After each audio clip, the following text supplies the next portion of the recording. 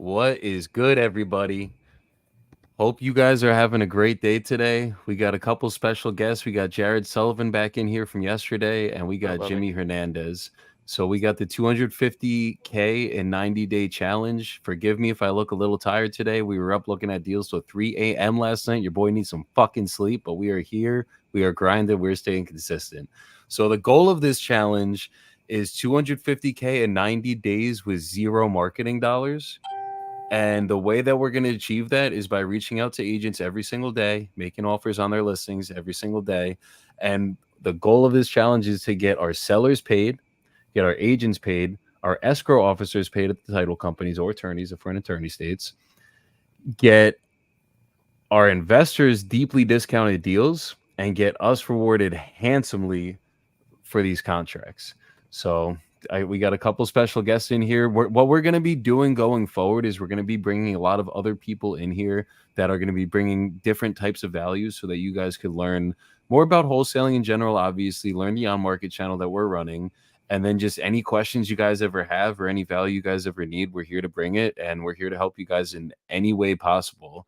So we're going to do a quick intro, and when we get back, we're going to introduce Jim, and then we'll get right back with Jarod.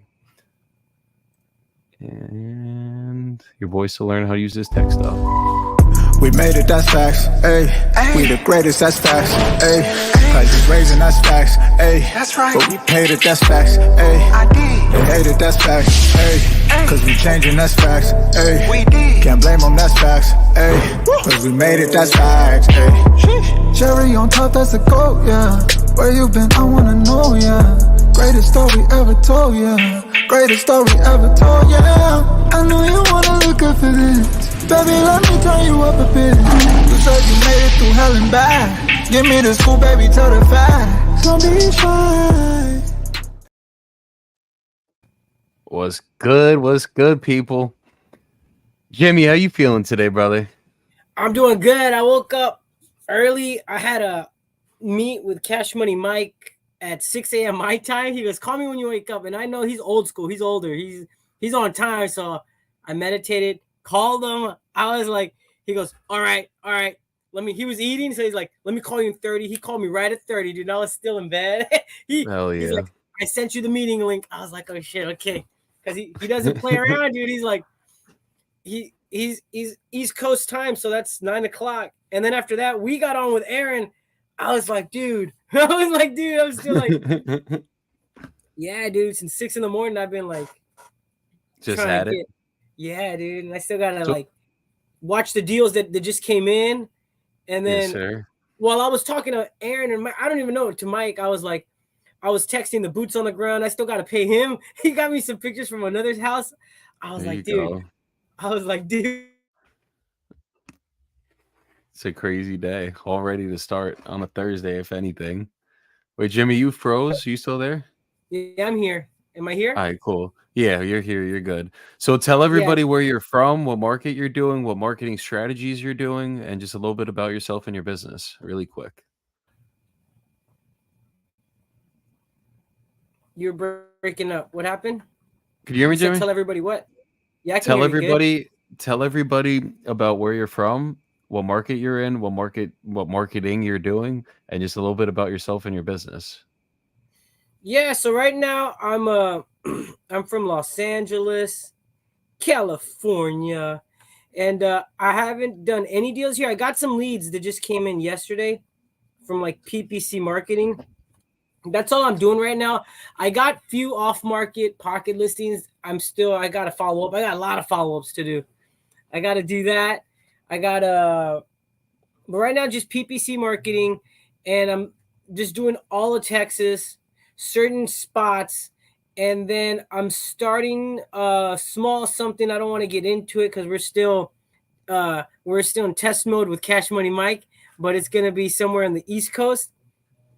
But we're doing out there, so I'm gonna be busier, but we're gonna try to get real crazy. I'm telling everybody 500K before the year's over. Like, tell me why we can't do that.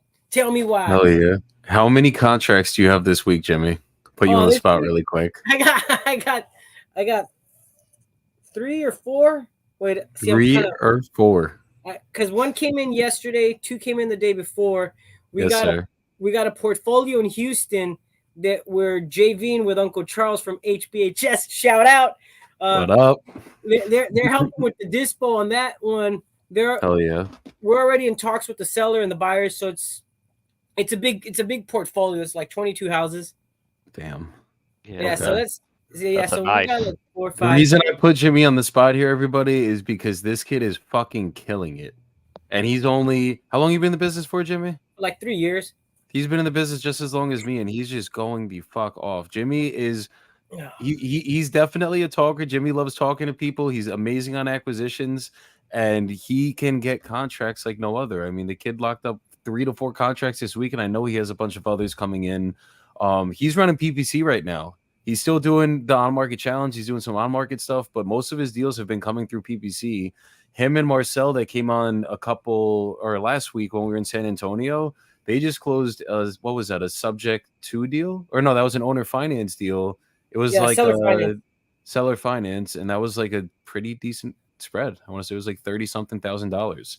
So there's many different ways to make money in this business, and it's not just through on market, obviously, but it's just pick your shit and stay consistent, whichever one it is. Like Jimmy's been consistent recently with PPC, and I think last week you had a couple contracts too. And I mean, you've just been rolling with these PPC leads It and just locking it the just contract. it's just the time. Just like it takes a little bit to like get the momentum, but once you're in there, it's like hold on, hold on, because Exactly.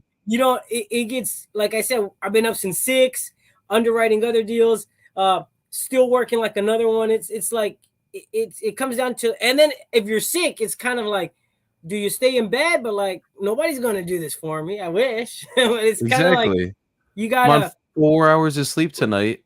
I know my boy Juan, who's gonna be coming on either Saturday or Monday with us. He's on probably 3 hours of sleep, and we're still here working. Because at the end of the day, it don't matter. It's like if I'm not sitting here at my desk today working, I'm literally losing money by not like calling the people I need to get called. Even if it's not making offers today, which I'm gonna be making a lot of offers today. But like there's other things that are in the business that like if you just stop working and you don't have somebody employed under you that can pick up that slack, you literally are losing money. So thanks for coming on today, Jimmy. We're gonna start making calls with everybody. You guys Let's know go. Jarod yesterday out of Houston. Jared's gonna be making some calls too. Quick updates from the challenge. I got a lot locked up yesterday. I have another house that I'm locking up. Literally, I just got to sign the contract. That one came in yesterday. Like the contract came in yesterday. I just had to make a quick adjustment.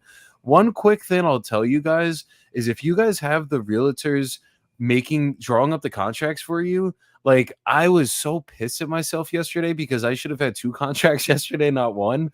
But the reason it was only one was because the second one, I like tell the realtor, like, yes, we put an LOI in with the terms that need to go in there, but literally make sure you emphasize to the realtor this is what needs to be in the contract. And if it's in a state that you've already done business with, like I can see in my head the Trek contract for Texas.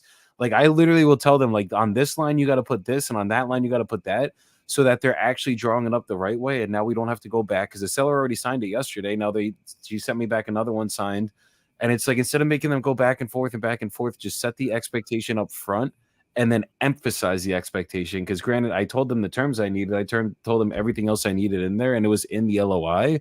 But like people forget, people get busy, and she just filled out the contract and put in certain things that had to get changed. So just make sure you guys are setting the correct expectations, and it will save you guys a lot of money because you're going to waste a lot of time by not by like I should have had this one locked up yesterday. It could have already been out getting shopped to our investors, but we're still here and it's not up yet. So yeah. Let's start making some calls though. I know you guys came here to see some live offers, and that is exactly what we're gonna give you guys. So I'm gonna hit it off. Jared, you got leads up? Bro, I always have leads up. I'm sitting here texting realtors while you're talking. Let's get it, bro. Yeah, I brought up a whole new list of stuff for today.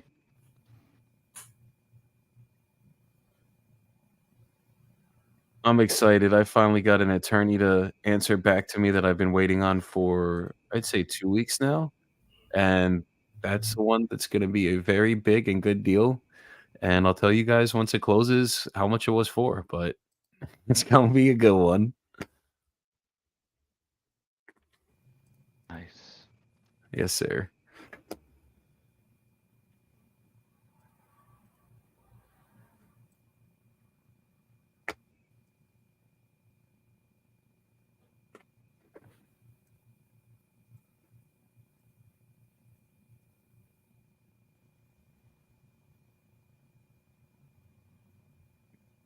Dang it.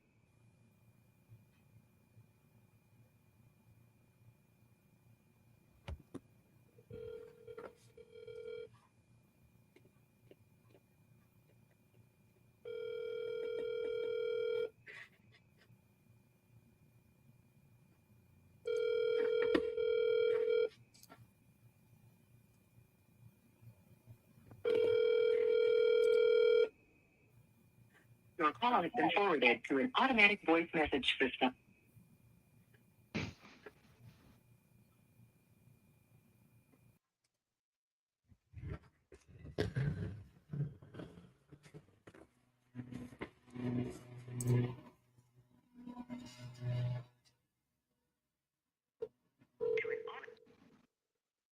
Here we go again.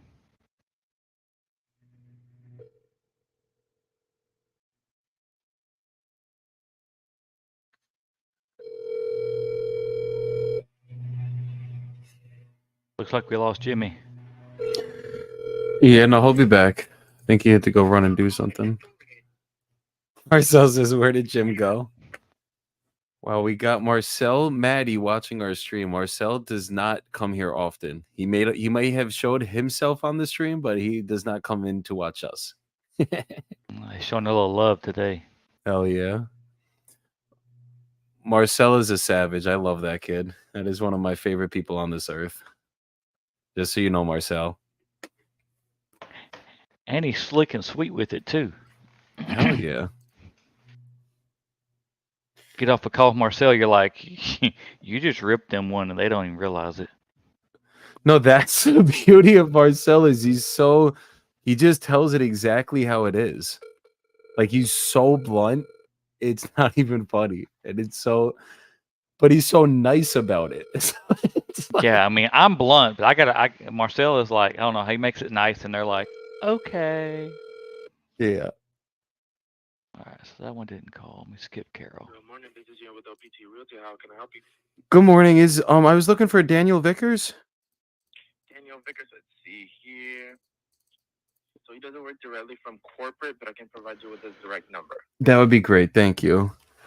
You know, whenever you're ready. I'm ready. It's gonna be 210 Okay. 323 Okay. 5692. Okay. Thank you so much for your help today, brother. My pleasure. Have a great one. Have a great one. Bye-bye.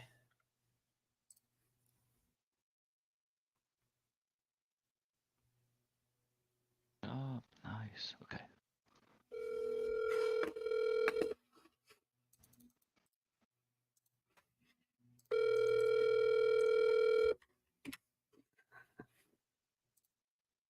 Your call has been forwarded to an automatic voice message system.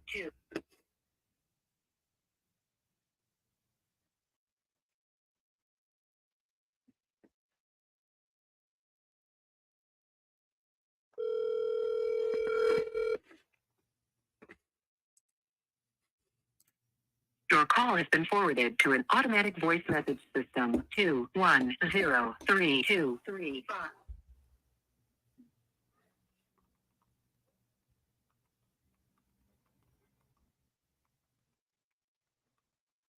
That's some weird stuff.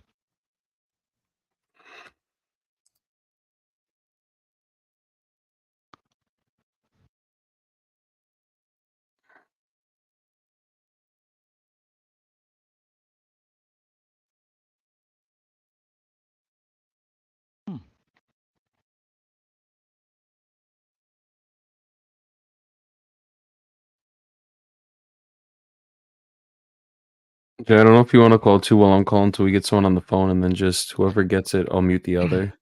Yeah, bro, that's what I'm trying to do. I'm just double checking my numbers. I have two realtors.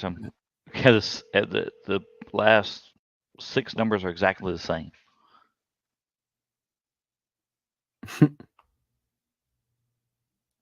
I want to call this Fizzball in Florida that I got sent. It says in specific instructions, do not or will not list with a realtor. Please do not call. Well, guess what? We ain't realtors out here. We're like a genie. We will grant your command. Grant your wishes.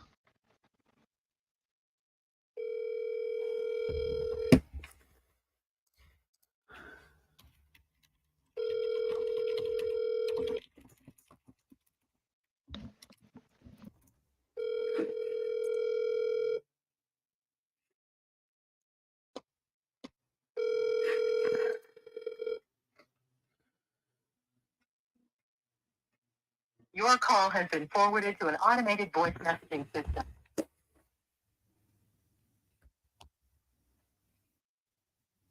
Oh, they're from New York.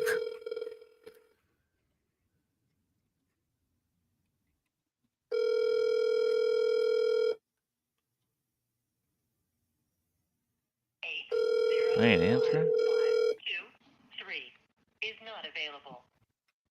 At the tone, please record your message. When you've finished recording, you may hang up or press 1 for more options. Hey, Chris. My name is Jarod. I'm calling about a property I've listed at 235 Gillette Boulevard. Call has I'm been interested in forwarded it. Give me a call back, 832-554-6122.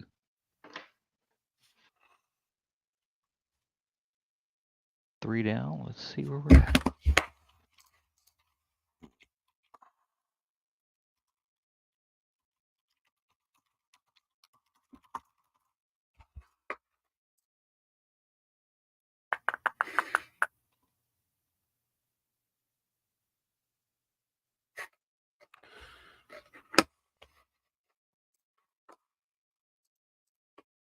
About 135.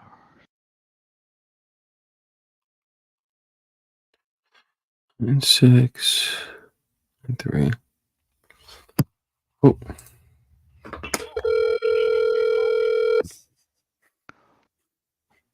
White Line Realty.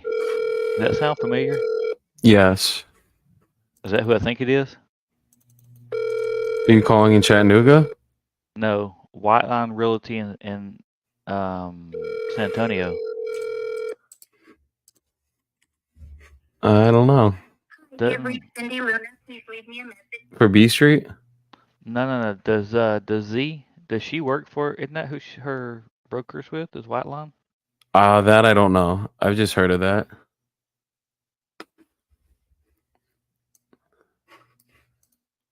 What's good, David? What up, Trex? And Josh was asking how much have we closed already? So far, we have had contracted over 15. Hold on.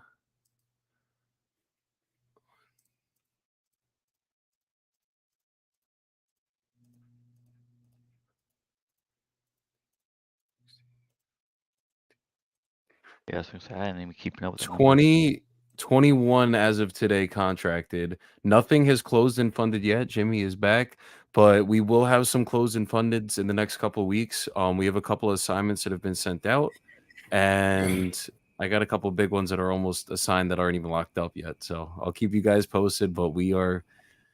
It's been a slow grind for this challenge, but we are going to hit this fucking goal. Just trust. It's all gonna blow up at one time. like literally. I was saying the first month when you do a 90-day marketing channel, the first month is output, right? Like it's literally like offer, and then the second month is contracts. Because like there's lag times to this shit, obviously. So the second month's gonna be a shit ton of contracts are gonna start rolling in.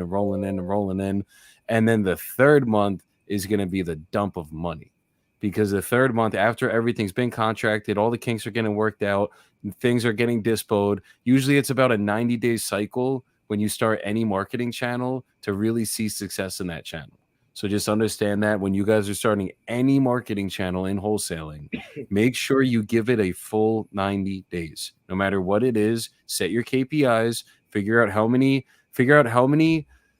offers it's going to take to lock up a contract for that specific marketing channel, and then figure out how many calls you guys are literally going to have to make for that channel every single day and build a roadmap for those next 90 days and follow it. And if you can do that and you can follow it and you are very conservative with your numbers, meaning like a PPC lead, for example, let's say the average closer, it's like 15 to 20 leads, call it 25, call it 30, just to overestimate your numbers so that you set yourself up for success. And then stay consistent to that shit, and you guys will be golden. But stay consistent. That's the most important part. That's where I fucked up the most. Is like we're getting traction, and it's like month 3 now, and now we're pivoting and going into a different market. And it's like, no, just stay, just head down, consistency, and you guys will get this shit going.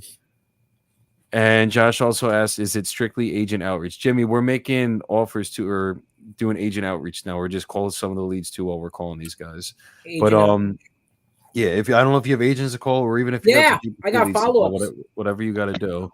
But Josh, this challenge is specifically agent outreach. Yes, that is all that I'm focused on right now. I do have PPC campaigns that we're running that like I'm getting contracts locked up, but anything that's on that end of my business is literally not accounted for in this challenge. Like I have full transparency with you guys. I got a 50K assignment that we've been trying to close for the last 2 months, and it's a probate that hasn't cleared yet because we have to get death certificates, but that's gonna get figured out and that's gonna close, but that will not count for the challenge, even though it was from an agent and it was an on-market deal.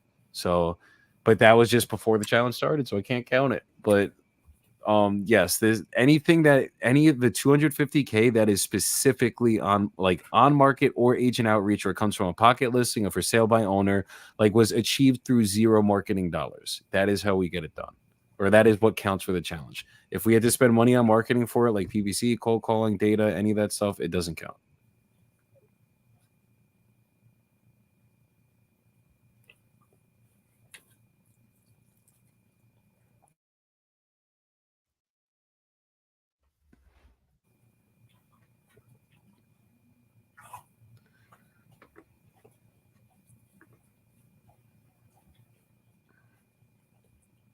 Jarod, you calling Texas today? Yeah, I'm calling San Antonio today.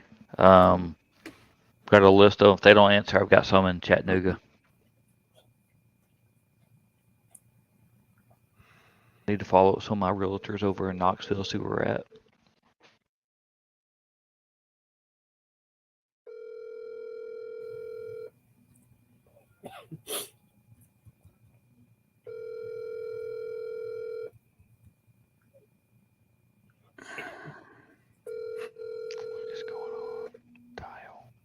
Your call has been forwarded to an automatic voice message system. 210-454-9330 is not available.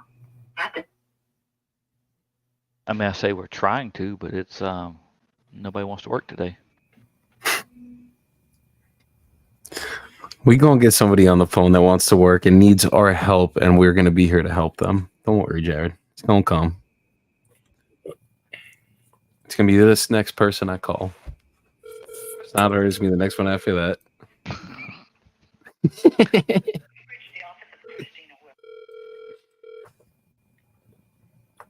Are you double tapping over there? Yes, sir. Yeah, I'm double tapping. Guys, I always double tap on these realtors, and if they don't work by the second one, I'll leave a message, and then I'll go back and text them all. Guys, really quick, we're going to bring in Juan Velasco. He does not have a camera right now because he left his laptop at his other house. But hello, Miss Whipple. Please leave your message for Hey, my name is Jarod. I was calling about a listing you have over at 3310 is it Keldar Avenue? Good there. Is that one still available? It is. Okay. I am an investor, so I was trying to look at it. I'm going through the picture, but I was wondering, can you give me a little bit of rundown on the property? Okay, well, let me tell you, we've had tons of offers, but the seller has instructed me not to present anything under $135,000. Okay. I mean, that's I need to get some information and see if we can, see if I can make that number work. Right now, it's kind of very vague, and I only got a few pictures, so. Sure. There is a tenant in it through the end of November. Okay.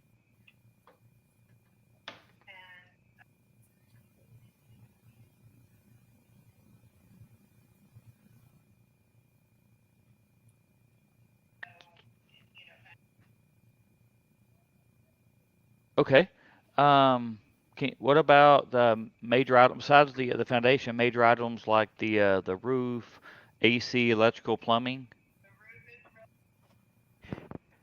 Hello, gentlemen. Hey, What's Juan. up, Juan? Give us 2 seconds because Jared's on a call. Gonna let this one rock out. Hello, gentlemen. Okay. Okay, it just needs to be updated. Okay. Nothing major there. And they're looking at 135 is where that's their bottom on this one. Jared, hold the phone up to the mic. lots of There you offers. go. Not close, but we've had lots of offers, mostly because people aren't willing to take it with the tenant in it right now. Yes, But ma'am. we're coming up to that being a little bit closer now. Yeah, I'm looking for, honestly, looking for a little more fix and flip, that kind of stuff. Right. But then it's not going to bother me. I mean, you're talking, we got, what, a little bit over a month. So that can be, 2 months, yeah. yeah, 2 months. So, I mean, that's really not a big deal. Okay, so I'm just kind of looking here. Let's see where we're at with this one. And the bathroom could probably use some. It's not horrible. I deal with investors all the time that I've seen way worse, you know. Tenant is way under market for rent. Okay. Which is why we gave them. Where's she at with rents on it? What's she currently renting it at? The rent is in MLS. Hold on, let me look it up. I can't tell you exactly off the top of my head. Tenant's at $975, which is hundreds and hundreds under where it should be. Okay, let me see. They're at 975. I'm just kind of looking around at that, see what that would do for me. I think the comps I did put it like between 1250 and 13. Okay, yeah, I'm putting that in right now just to kind of see where we're at with it. And I'm confirming this is a 3-bed, 1-bath, 936 square feet, right? Yes. Okay. And it has a really big 2-car garage that you could convert into master or something else. You know what I mean? Because in that area, having a garage is not a must, you know. Okay, and just confirm, what'd you say the current rent, what the renting at is? $975. Okay. Got her on mute, guys. Literally, Rentometer says it should be $1,450 is average. Sheesh. Even at that, I'm back on mute. What? even on that 135, if the tenant needs, first of all, tenant's undervalued, but second, even if you get it fully operating, how much work does it need to get it there? I mean, it needs a roof, it needs foundation, needs AC. So that's 10, 18. So foundation around another 10. Okay, give me just a second, man. I'm running some numbers. So I'm gonna be. I'm sorry to cut you off, but can I call, I'm hosting an event at 1 o'clock at my house, and everybody's not getting here. Can I call you back later tonight, or you want to send me an email and I'll reach out to you when I'm done? Yes, ma'am. I'll tell you what. I'll text you about 5 o'clock and see if we can touch base then. Okay. Okay, perfect. Thanks. Yes, ma'am. I couldn't hear anything really with the dog. But I'm gonna get all of our information. Yeah, I mean, we're talking it needs 10,000 or so for foundation, between probably 10 and 12 on that, probably 10 at that house. AC, say 10,000 there. 10,000 there. 8 on that roof. I'm shooting high. It's almost probably about a $6,000 roof. Actually, I can look. So 936 times 1.7320. That times 15%. Marcel said, "Dang, hosting an event at 1 p.m. on a Thursday."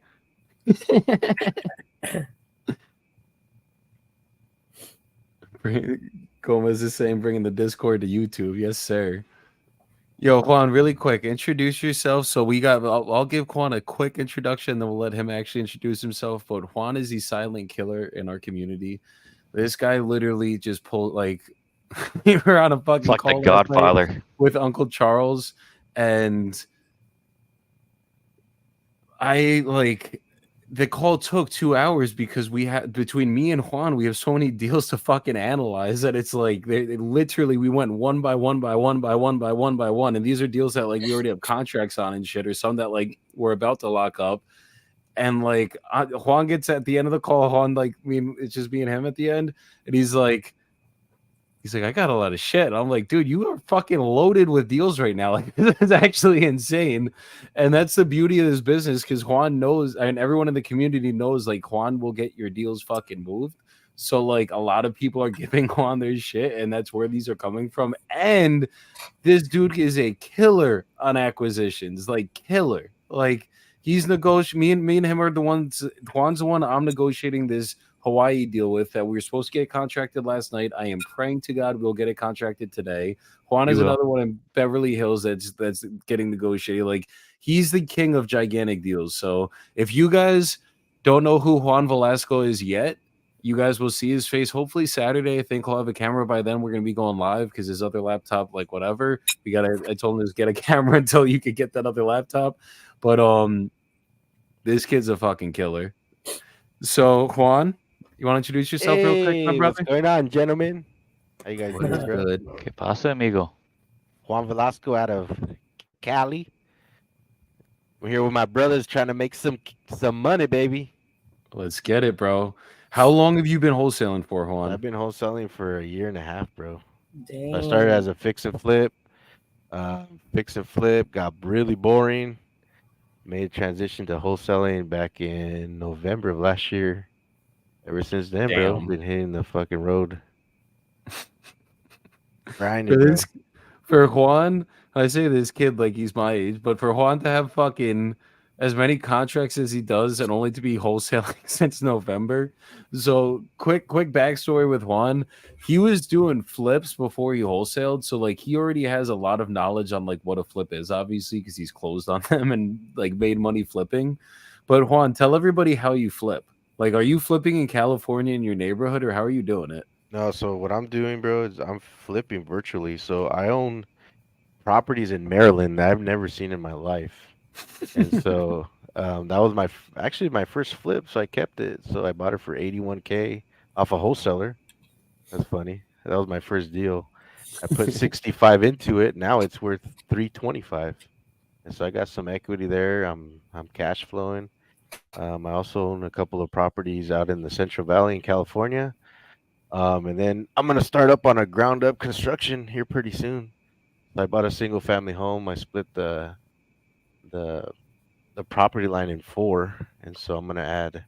Basically, it's gonna be a quadplex, because that's gonna be a cash flowing cow also. And you paid single family prices for that, I'm guessing. Single family prices, man. I paid $275, which is unheard of in Cali, especially on the coast. I put 85 into it, appraised at 485. I kept the money on the table. I didn't pull any equity out, and so once the other 3 units are built, it should appraise at between, I'll say, 1.3 to 1.5 million. Once everything's said and done, and then plus the cash flow, every unit's gonna be rented out for $3,000 each. So yeah, that's be insane, a pretty good bro. deal, man. Pretty and is good this deal. one just a straight quadplex, or is there a way that you're doing it? So the way I'm doing it is I'm rezoning single family home to a duplex. So here in California, we get to build ADUs on the property if you have a single family home. So what I'm gonna do is that duplex is actually gonna give me 2 ADUs in the back, and so that's why I'm able to leverage. So you're literally leveraging the code basically, Yeah, and man. you're Gotta have a good team, bro, behind you, man. Like Jarod. I mean, my boy Jarod over here is a killer, bro. He has hell that yeah. contractor experience, so I'm always picking his brain and see what prices are out in Houston and see if I'm getting a good deal out here in Cali. Because well, I know Cali's a little bit more expensive than Texas, but sometimes I'll Exactly. call him and we'll shoot the shit about construction.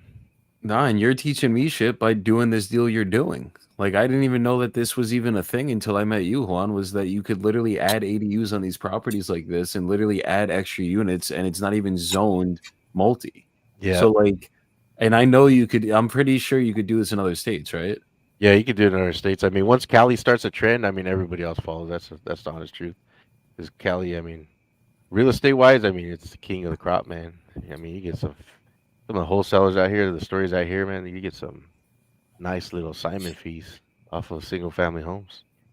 Hell yeah. If I could sell it to someone like you that wants to do this with it, I'm gonna get a great assignment fee on that home because you're gonna make a killing on it too.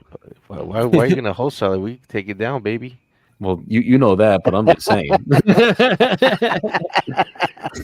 You see, what I like is equity deals with assignment fees. Yes, So sir. We can wholesale it to ourselves. that's what I'm saying. That's the type of shit I like because it's like once you control the paper, you control the deal. So if I got guys that want to throw money with me and I got a fire hot deal that we can make a lot of money and there's enough equity for us all to eat on this shit, guess what? I'm also going to earn an assignment fee on that deal so that I literally can keep my lights on for my wholesaling business and then expand into my buy and hold business or flip business, whichever way we take it. Yeah, I didn't even know that was a deal until I had something I brought through Juan, and he's like, "Dude, we'll just wholesale it to ourselves, get some money, and then flip it." Now the deal fell apart because the lady had liens way past what the house was worth. But I was like, "Holy shit! I didn't know we could do that." Yeah, Juan's man. been teaching me all kinds of shit. Yeah, Dude, bro. the Yeah, one man. thing, I mean, I always preach this to everybody on the live and just in my Instagram and life in general is like, just get like, you want to do big shit. You got to get around people that are also trying to do big shit as well and people that have also already done big shit. Like, your mentor should be people that have already mastered what you're trying to do. And then your community around you should be people that are trying to grow with you. And as long as you have those two things in place, and you can't be successful without one of them. Like, I mean, can you make money without one of them? Absolutely. I've closed deals without a mentor for years.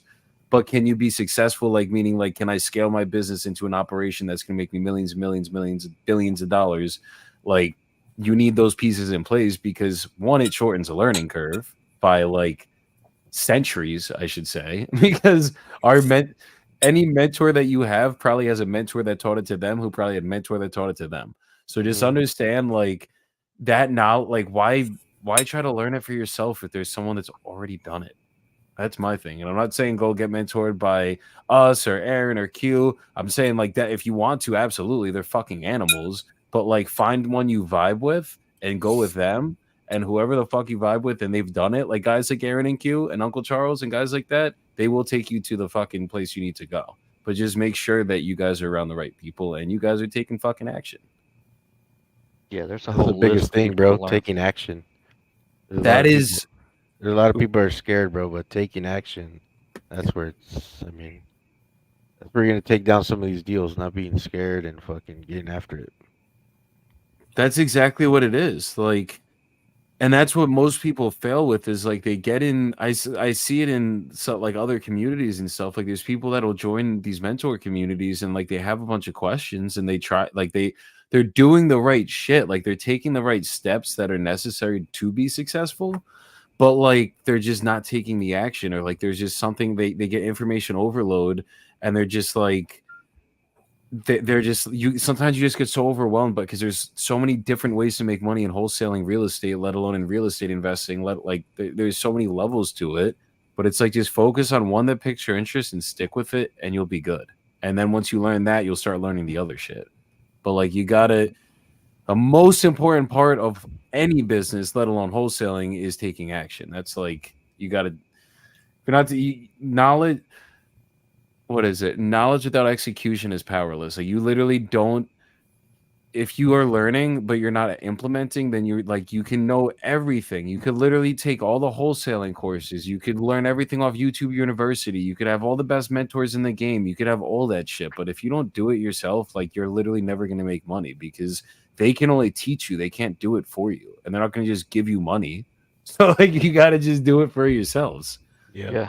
I will say this is the best industry in this way with the least amount of risk. I mean, I jumped into construction coming from a being a cop that had risk about it. You know, get out there. Am I doing the job wrong? Am I going to screw it up? Having the insurance.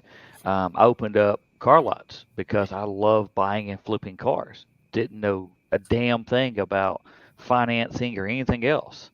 I took all those risks. I've had my ass handed to me on some of them.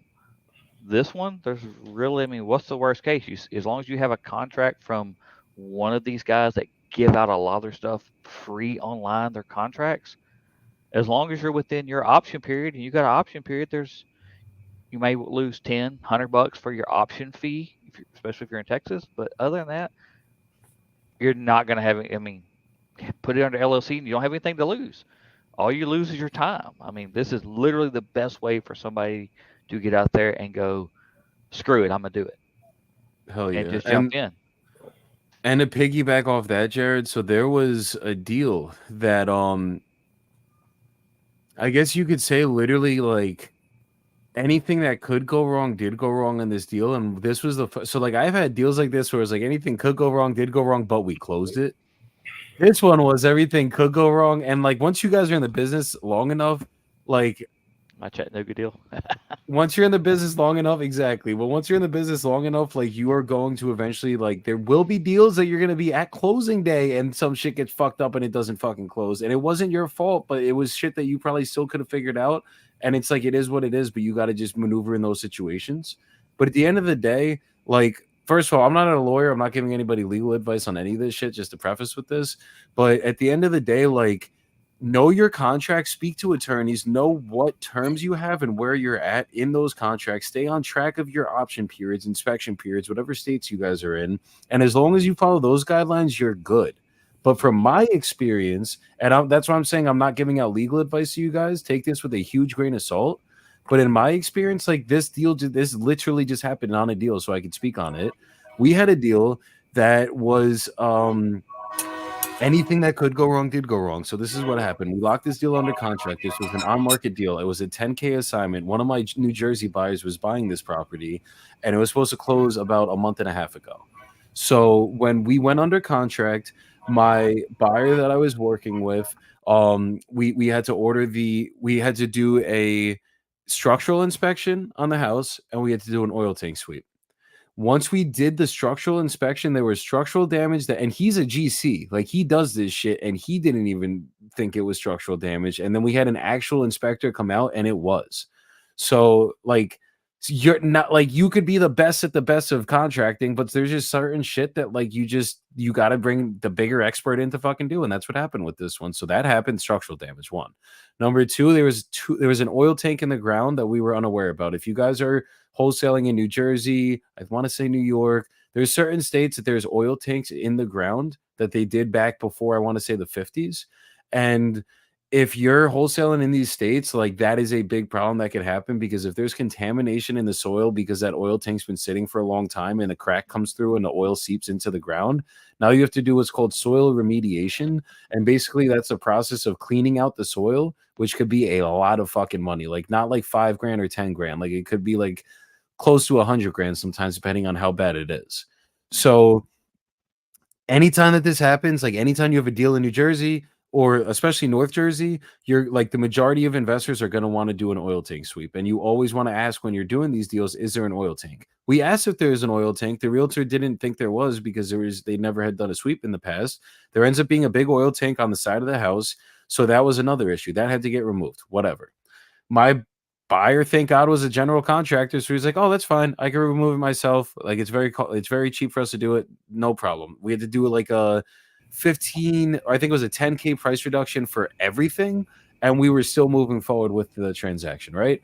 So last thing, we're getting hard money loan on this deal. The hard money loan, like I ran my numbers on this deal. The agent ran his numbers. We thought we were good to go. We thought it was going to appraise for 600,000. It appraised originally, I want to say, was for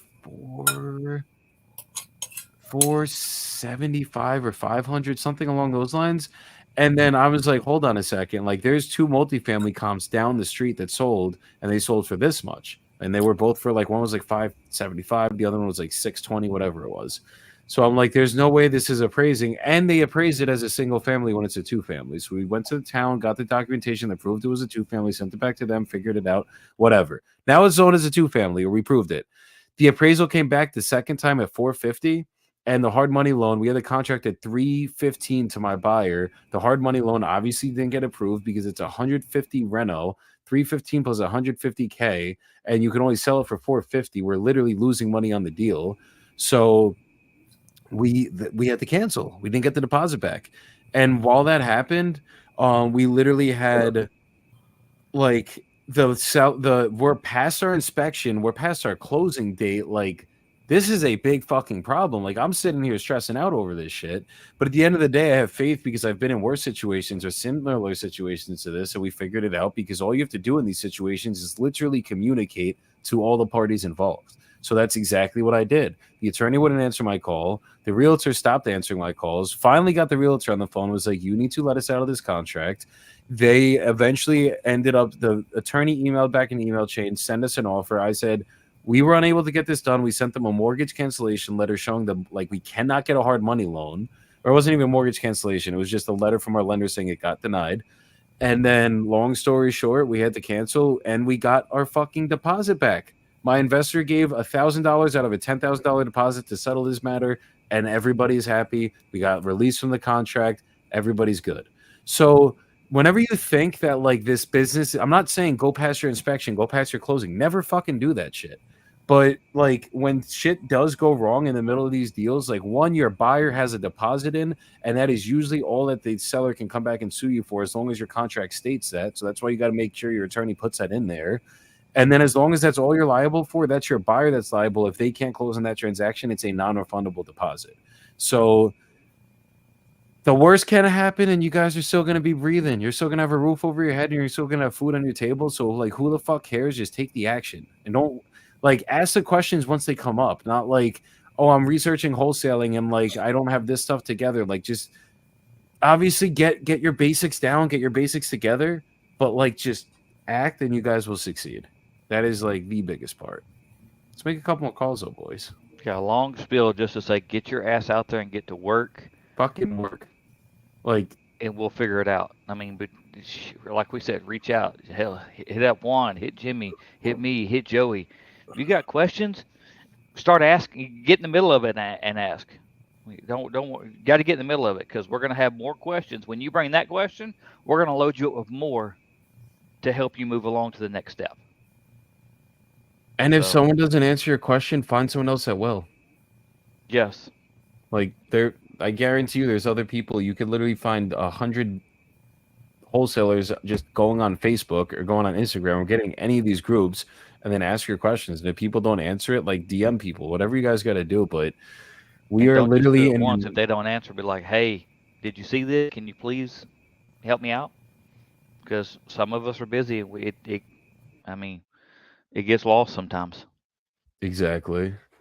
So that call that I took right before we got on this our big soapbox, doesn't look like we're a cash offer deal. I mean, literally wholesale price ARV is like 187. So is there a mortgage on it? Do you know? I was about to get to that when the dog went haywire, so I got to get to that. I could run it through PropStream. Yeah, that's kind of what I was thinking. I mean, I'll put it on PropStream real quick. But the rents, I mean, even $1,400 a month, it's gonna hurt it, but it could work as an owner finance or a subject to. It all depends on literally like that. Like if the rents are gonna make sense and our entrance fee makes sense, and there's enough room for someone to cash flow. 3310 Kildare. Let me see. And really quick, Joshua Zaniga. I hope I'm saying your last name right, brother. Are you going on Zillow and contacting the agents, or do you have a spreadsheet with agents? So we make a spreadsheet with agents. Basically, just really quick version of this. I go on redfin.com because Zillow doesn't filter out for time. Like it says you can filter out for time, but it doesn't. So I go on to redfin.com, days on Redfin, 45-day plus. Then I do either investor, as is, handyman special, one of those filters that is going to bring me an investor type of criteria, or even just like cash, because some homes can only be sold for cash. And then literally build a list through that, like just find properties in the market you're trying to call in. And just like I individually will get the agent's name, and then or like their names in the listing, their numbers in the listing, usually on Zillow or Redfin, but I'll just take that second step to double check it, because sometimes it's not their cell phone, it's the office phone, and I'd rather take that 2 seconds to do it then, so that when you do call them, you're just calling their cell phone every time. Obviously, you guys could hear on the live, sometimes we're calling the office. If that happens, just be like, I'm looking for this agent, interested in their listing, and you guys will get their number. Bro, this one is literally the address land trust. It says cash sale back in 13, but they got it in a land trust. Juan, what do you think's going on there? I think somebody's been taking an UNC's course, like straight up. But yeah, I'm gonna call back. I mean, they've got 14 linked properties. Oh, what I got? All through San Antonio. Oh, okay. Linked properties. Jimmy, if you're on with the seller, you could unmute it. I don't know if he's on with the seller. Nah. Jimmy's no telling who he's on with. Was good, Chris Gomez. Yes, sir. We're bringing the big dogs on YouTube, Facebook, Instagram, whatever we're on right now. I'm going to just keep bringing people on here. If anybody is a realtor and is interested in investing or wants to talk about how we do this stuff, hit me up on Instagram, obviously. And if anyone's doing this channel, like doing the on-market stuff, and wants to get on here and make some calls with me, hit me up. I'm sure that would add. I want to hear how other people do this shit too. Like, obviously, I have what works for me, but I'm only one fucking person. Like, I know there's many different ways to work each marketing channel, and I've met people. Like, if you meet the guy from Privy, he has a completely different way he does on market, completely different, but it works. So it's like it's just a matter of pick what works for y'all. So, Joey, you need to bring on Z. I bet she could be on here and give some value. I just thought about I'm it. definitely gonna get with her. Hey, bro, I've got one that Juan's hit me up on the text that we had a little while back. I think came from PPC. It was in San Antonio, burnt property. He kicked us on our offer, but that was like 2 months ago. Apparently, he still got it. You care if I mean, it's a lead Zolo lead. Do you care if it's not? Do you care? Call it, dude. We're here to make calls. Not every last one got to be on market. Look, a lead is a lead, and money is money at the end of the day. I'm just, I know it's your challenge. It's your deal. I'm just living in your limelight.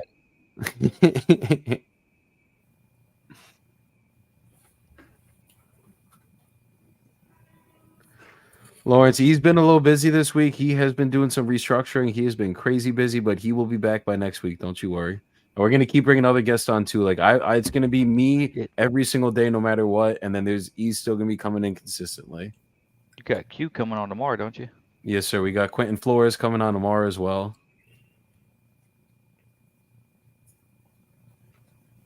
Person you are calling cannot accept calls at this time. Oh, his number's no good. What the? Double dial that. We're going to see. I feel like hold on. Let me see if this is the same guy before I call him. Juan, if you're listening, I may have to skip trace this dude.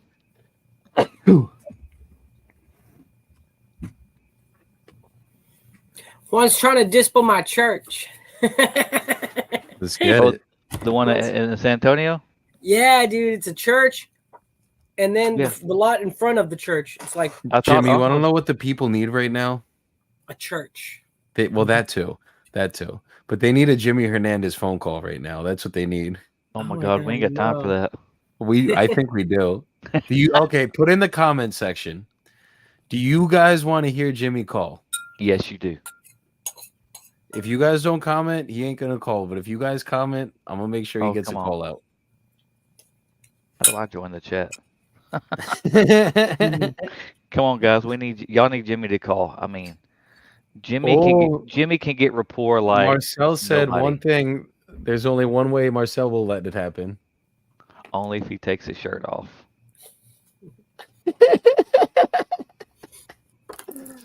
Hey, y'all be careful. Jimmy may take his shirt, his hat, and his pants. We got to be careful with Jimmy. Shirtless Joey may be back tomorrow, guys.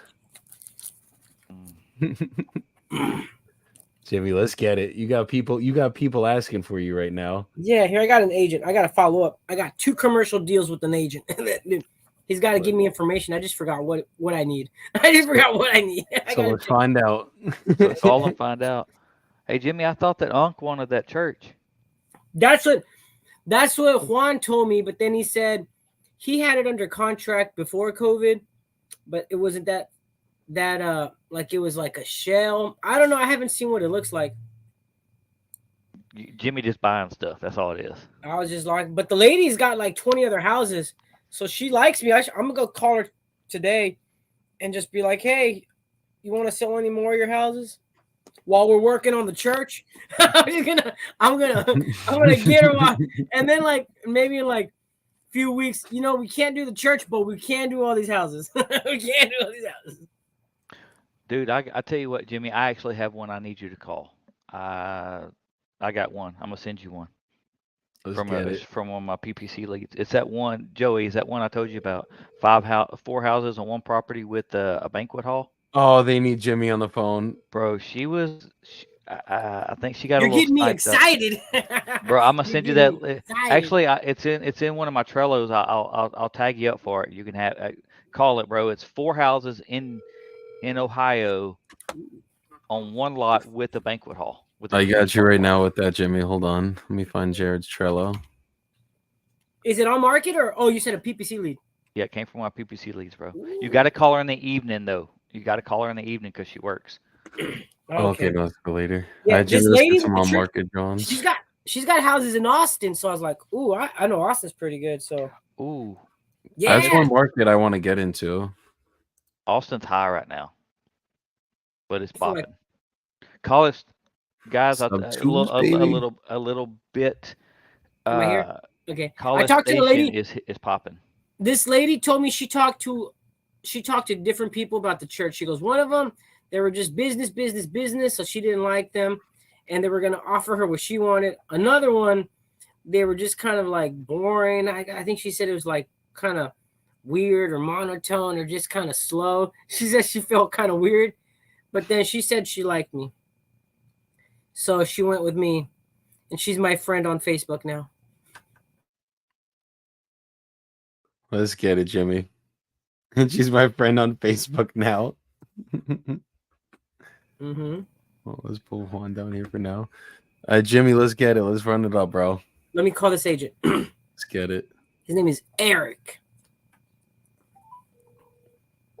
His wife's a broker, so he's going to bring us a lot of stuff. Actually bring us stuff, not like some people from the East Coast that always ask for earnest money for every offer. Eric with Texas Land and Property. I'm sorry I can't take your call right now. You meant proof of funds. Proof of funds, yeah. I will be happy to return your call as soon as I can. Thank you. Oh, he's probably busy. He'll call me back. I got another one. Let's get it. I'm waiting for pictures. What's her name? Linda. Or do you want some cold? Which one? Listen, you want some cold people to call? Okay, give me a cold one. Let's go. Blindfold me. Spin me around. Let me loose. Let's do it. Lions and tigers and bears. Oh my.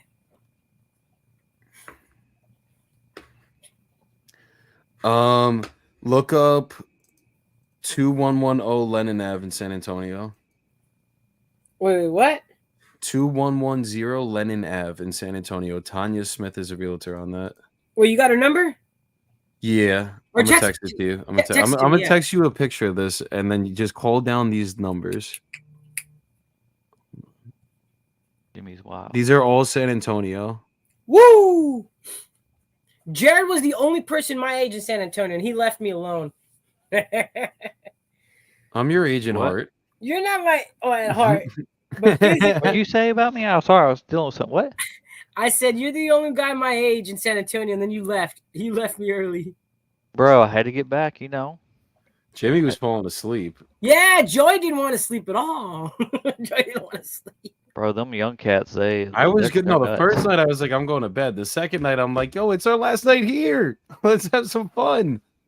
See, I tell you Jimmy's guys, like, they're yawning at the club. I like to have a drink or two, but I'll start early, like 5 p.m. By 7 o'clock, I'm in bed. You know what I mean? I have fun. I have fun, but it's early fun.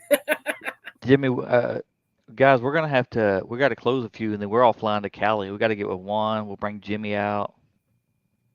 Yes. So Mondo asked, what are y'all's thoughts on the new law that makes you tell the seller your intentions are to wholesale the property? Do it anyway. I have not heard of that law yet. And honestly, like, I don't, Mondo, where'd you hear that one and what state's it in? Texas is making it into effect in January, I believe.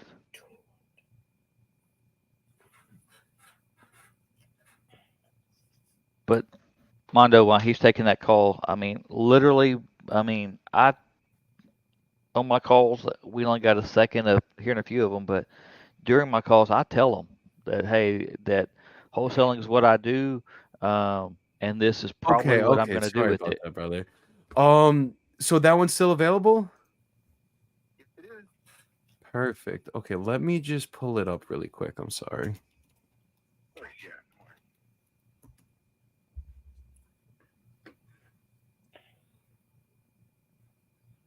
Exactly, as Marcel in the comments, we always were transparent. I always tell them, Okay. and then I So reaffirm what's it in going my on LOI. with this lot? Is there utilities on it? No utilities. There are at the street.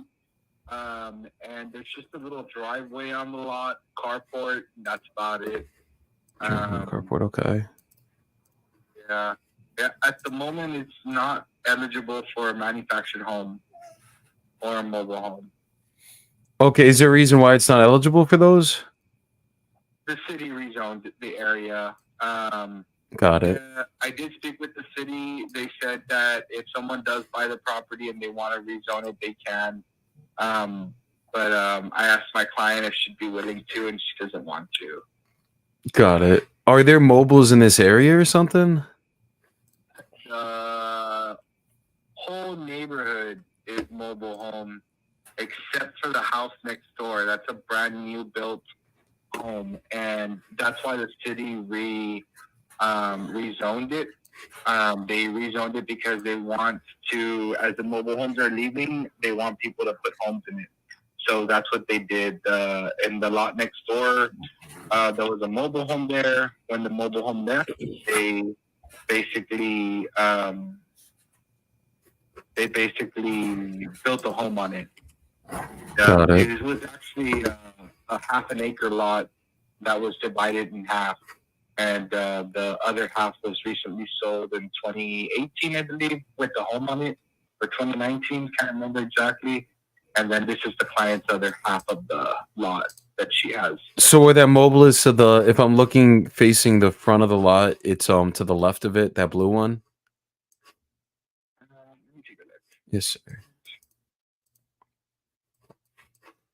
Sorry, I haven't been out there in a while, so I can't remember. No, you're good, brother. I see it's been up for a little bit too, right? Yes. Yeah, so the mobile to the left is it's like a baby bluish type of color. Yep. Gray. Yes. Okay. And there's another lot on the corner that's also for sale, but that's not mine. I don't know if they're ever going to sell it, but if you see there was a mobile home, well, they can't put a mobile home on it anymore because the city rezoned it. They're just trying to get people to do houses here in this area. Okay. And I think there's, so you can see my lot, and then right next to it, it's a home. It's a full house, a new build, and then Do you know how much they're going for over there? The new builds? I think that one sold for 200 and change, or 184, 190. I Ooh. can't remember exactly. Yeah, it was around 200. It wasn't that. Okay, that kind of hurts it then, because like if they were selling in the threes, we could probably be closer to asking. But like honestly, even if they'd only sold, because I saw one sold for 220, or was it 240? Hold on, there's one that sold for 230. 5306 Indian Desert Street. Mm-hmm. So is that like? I'm trying to see if I could find the lot size on this one real quick. Hold on. Yeah, because there's some newer houses built right down the street on Dempsey. Okay. And that's what they're trying to do on Gwendalia here on this lot. But Yeah. it's like they can't do anything until the mobile homes leave, the manufactured homes leave. Then that's kind of what I'm thinking too on the resale end. It's gonna be harder to resell it because there's already it's an existing mobile home area.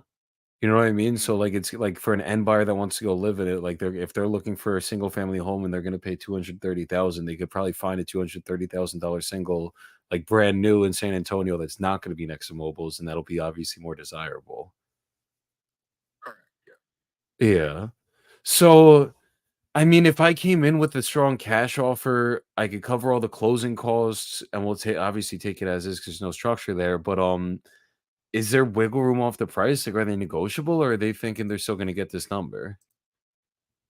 This is what my client wanted to list it at, and I had made a different recommendation. I just told him, look, whatever number we get, if we ever get an offer on it, I'm going to present it to you no matter what it is. Okay. That's where we're at right now. Yeah, they're not really in a rush to sell it. Matter of fact, the house next door was built and sold by them, and that was, before things got, I guess, crazy with the real estate market in 2021. So right now they're kind of contemplating if, like they said, like, hey, if we can set it at a good price, we will. If not, we'll just keep it and end up building a home on it like we did on the other lot. How much? Do you know how much that one went for? I know obviously it's been a couple years, but how much did that one go for when they sold it? Let me take a look here. That wasn't the realtor on that. So we go back 24 months, maybe. I want to say it was 2018 that it sold. I can't remember exactly. Okay, so that was a little that wouldn't even count then. I'm just kind of wondering, but I feel like, I mean, 230 is probably what we could get. So this one was on Indian Desert Drive. That was like right kind of by this property, actually, off of Dempsey. Is that neighborhood also a lot of mobiles over there? There's mobile homes all throughout this area. Got it. So this whole subset's mobiles. Yeah, and if you drive up and down Dempsey, you'll see that. Like, there's houses, there's like mobile home, house. And then there's a bunch of mobile homes, and then there's a random house in between. And so, like I was telling you, they're trying to get away from it. But the problem was that, back in the day, these lots were sold for mobile homes. But you also had people building homes on them. People are building their own houses on it. So it's really hard to say, oh, every house on here is mobile home, because it's not. Like, especially like on Dempsey. Like, Dempsey is a mix of home and mobile homes. So it's just it's just whatever whoever ended up getting the lot put what they wanted on it. Yeah. Pretty much. No, that makes sense. And I mean, what's the reason they're actually looking to sell this one at this time? Like, why not just build the other one or build a home on this and then just get like the 230 for it? Obviously, they have to get a construction loan. It's not something that was in their plans. Okay. And, the first house was built with the proceeds of another sale of another property. Got it. Yeah, so it's just something where they just said, we'll just either we'll sell it or we'll just wait and things don't work out in the sale, we'll just end up building on it, selling on it later down the line. No, understood. Because I'm thinking, I mean, the CAD value for the land, it's only 30 grand. So typically when it's 30, like the CAD value is 30 grand, just because we still have to pour the foundation and everything else we got to do to get the bill going and put utilities there, we're probably going to be coming in closer to like 15,000 if it's a cash offer. Yeah, no, they're not gonna let it go for 15K. That's what I'm thinking. Like it's listed at what, 65,000? Like that's like I'm literally coming in at like not even 10% of the purchase price. But or what, you know what I mean, but still, like I just as a casual, and that's where most investors I'm sure have been hitting you at, and it's not a low ball, it's just like you could only sell it for let me look at this for a second. You could sell it for 230.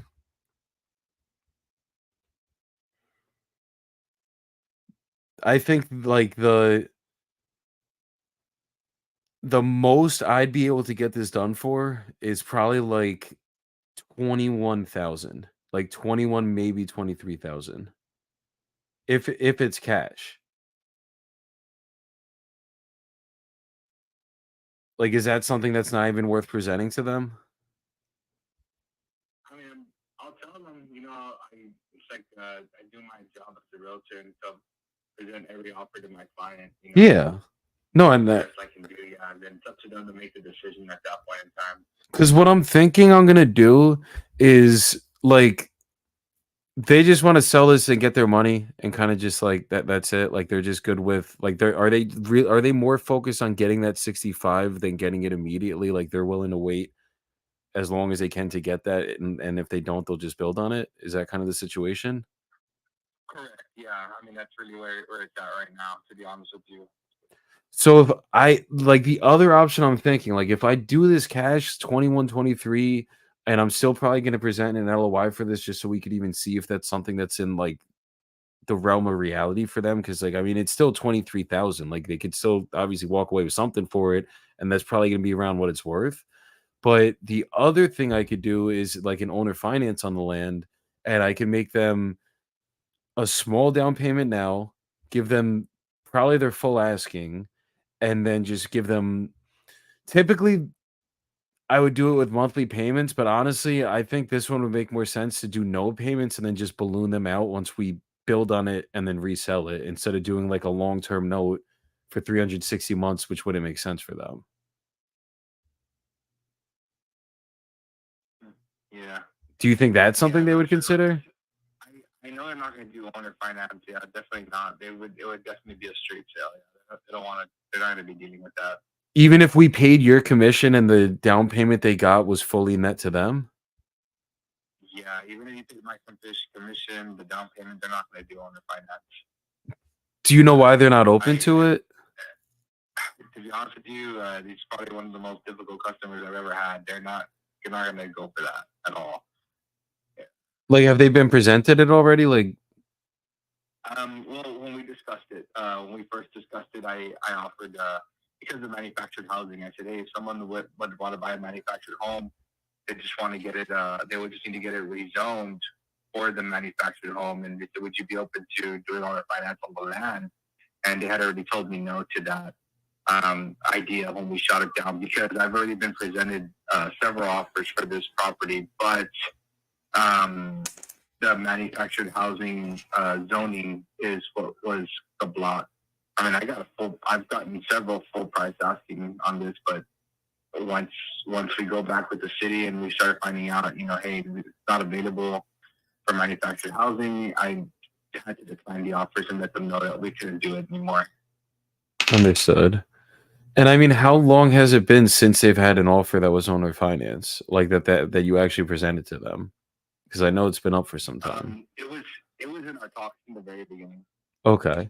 Is there any way? I mean, I'll send you an LOI for an all cash offer. It's going to be for 23,000.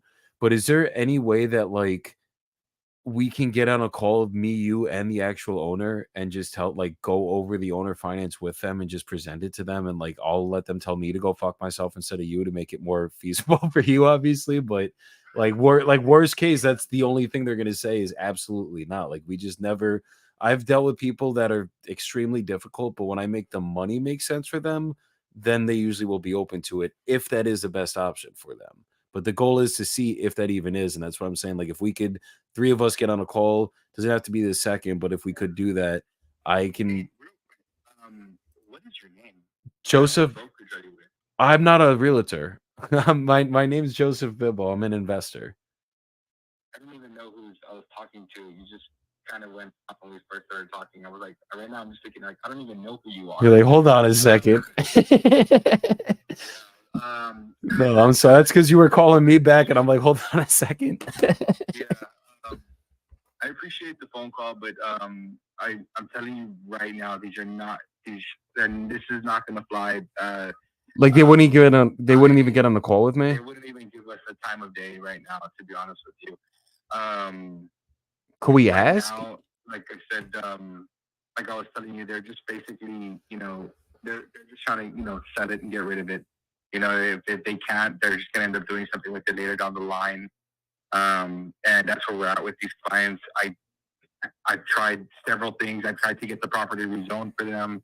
I've tried to, I've done the whole application for the rezoning. I got everything fixed, and at the very last moment, they just decided not to even proceed to do it. They said, you know what, if someone wants to buy it, they can rezone it themselves. We're not going to do it after all, even though I did all the legwork on it. Yeah. So, like I said, it's not, I understand where you're coming from, what you're wanting to do, but it's not going to fly with these people. So I mean, if I came to them and I'm like, I'll give you guys your number, I'll take it as is, I'll take it without you guys having to replat it, rezone it, do anything. But I just need a year to build it, and then I'll give you guys your money. And you're selling the house to me, like it's not like you're holding, like they're literally going to be holding the note, but they're literally selling it to me. Like I'm going to be the owner of the house the second we close. I see your point 100%, and it's like this thing sit in another on the market for another year, and nothing happens, and all that time it could have been sold. They could have made their money by then, and that's why I want to see if like they. So you're telling me straight up, like if you ask them, I have an investor that just wants to speak with you guys and present his offer to you guys, they would just be like, absolutely not. They wouldn't even want to. They would ask me why I am talking to an investor instead of talking to a real estate agent who is interested in putting an offer into the property. Well, an investor's who's going to buy this. That's what...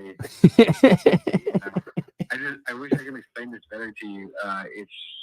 No, I'm just trying to see if I can help like you get this thing done, because like at the end of the day, it's been up for a while. No one's paying 65 grand right now. The market has spoken, and like we know it's not going to happen. So I'm just trying to find solutions here, because that's what I do best at. And like if we can find a way to level with them, even if it has to come, even if I had to call them directly, whatever it is, like I just don't want to cut you out, obviously. And I never do that. Like if I close on it, you're getting paid, you have the fucking listing. But the way I'm thinking is like sometimes I could just get them on the phone and just be like, I'm going to give you the money. This is how it's going to work. And sometimes like even if they're stubborn and they've said no 200 days ago, like it's like you guys, I'll literally have the conversation with them. You guys are either going to sit on this for another year, or you're going to get your money guaranteed in the next year, and either or, like you're still going to come to the same conclusion, and interest rates keep going up. So like you might not get that 65 in another year. Yeah, no, but like I said, I see your reasoning 100%. I mean, I'm pretty sure if I had another client, they'd probably, jump on this right away. But I'll bring it up to their attention. Yeah, I'll send one in. My bad to cut you off, bro, but I'll send you one in writing. Like I'm literally gonna put in writing, like this is what I'm trying to do. Like I'll structure the owner finance just so that they could see it, and I'm gonna be like, please give me a call to discuss, and then hopefully we can just get on a call and then figure it out. An absolute worst case scenario, I wasted 5 minutes on a call with them. We don't get a deal done, but hopefully me and you could get a couple done in the future if this one doesn't work. Yeah. Yeah, let me know. And you have my email, right? Let me grab it really quick. And do you have anything else right now that's available other than this lot? I don't know. Okay. Not listing. I deal more with buyers than I do listings. But when I do get a listing, sometimes like I have a buddy of mine that has a property that's going to be on the market pretty soon. I thought it was a pretty good deal, and I know that how much he's willing to accept, even though his cousin is the listing realtor. He kind of gave me more information than what he should have. So why don't we come to him with an offer? What do you think we could do that? Like before we list it? I think so. Cool. Yeah, I think so. I can actually give you the address too. Yeah, send me. Hold on. What's the address?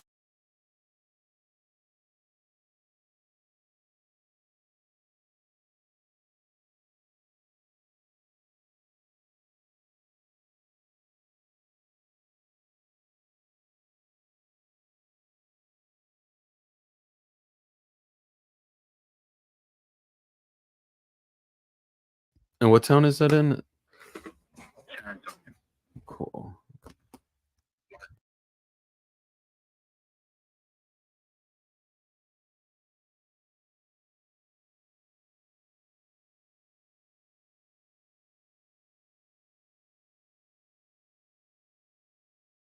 This one. I don't know how much his cousin's gonna list it for, but I know he will take like 180, 190 on it. Really? Mm-hmm. And this thing's like turnkey? Or is it going to need some cosmetics? No, man, I think it's good to go. I mean, they were sending it was his sister's house, but they're getting a divorce, so now he needs to sell it. Like it's in the divorce decree? It's not, because it originally belonged to it's under the parent's name. So it's just his then? Yeah. Well, it's his parents. It's under his parents, but he's the one handling the whole sale of the property. Got it. But he's the one that's going to be getting all the proceeds? Well, he's going to be the one deciding who the proceeds go to. So his parents are getting the proceeds, but they're basically letting him decide who gets what. Yeah, it's 6051 Lark Valley Drive, San Antonio, Texas, 78242. Okay. If you can look it up. There's actually pictures from when the house was originally sold. Yeah, no, I'm looking at it. It looks really clean. I'm thinking there's two ways to get this one done. One is obviously like I could probably get him the full 180 cash.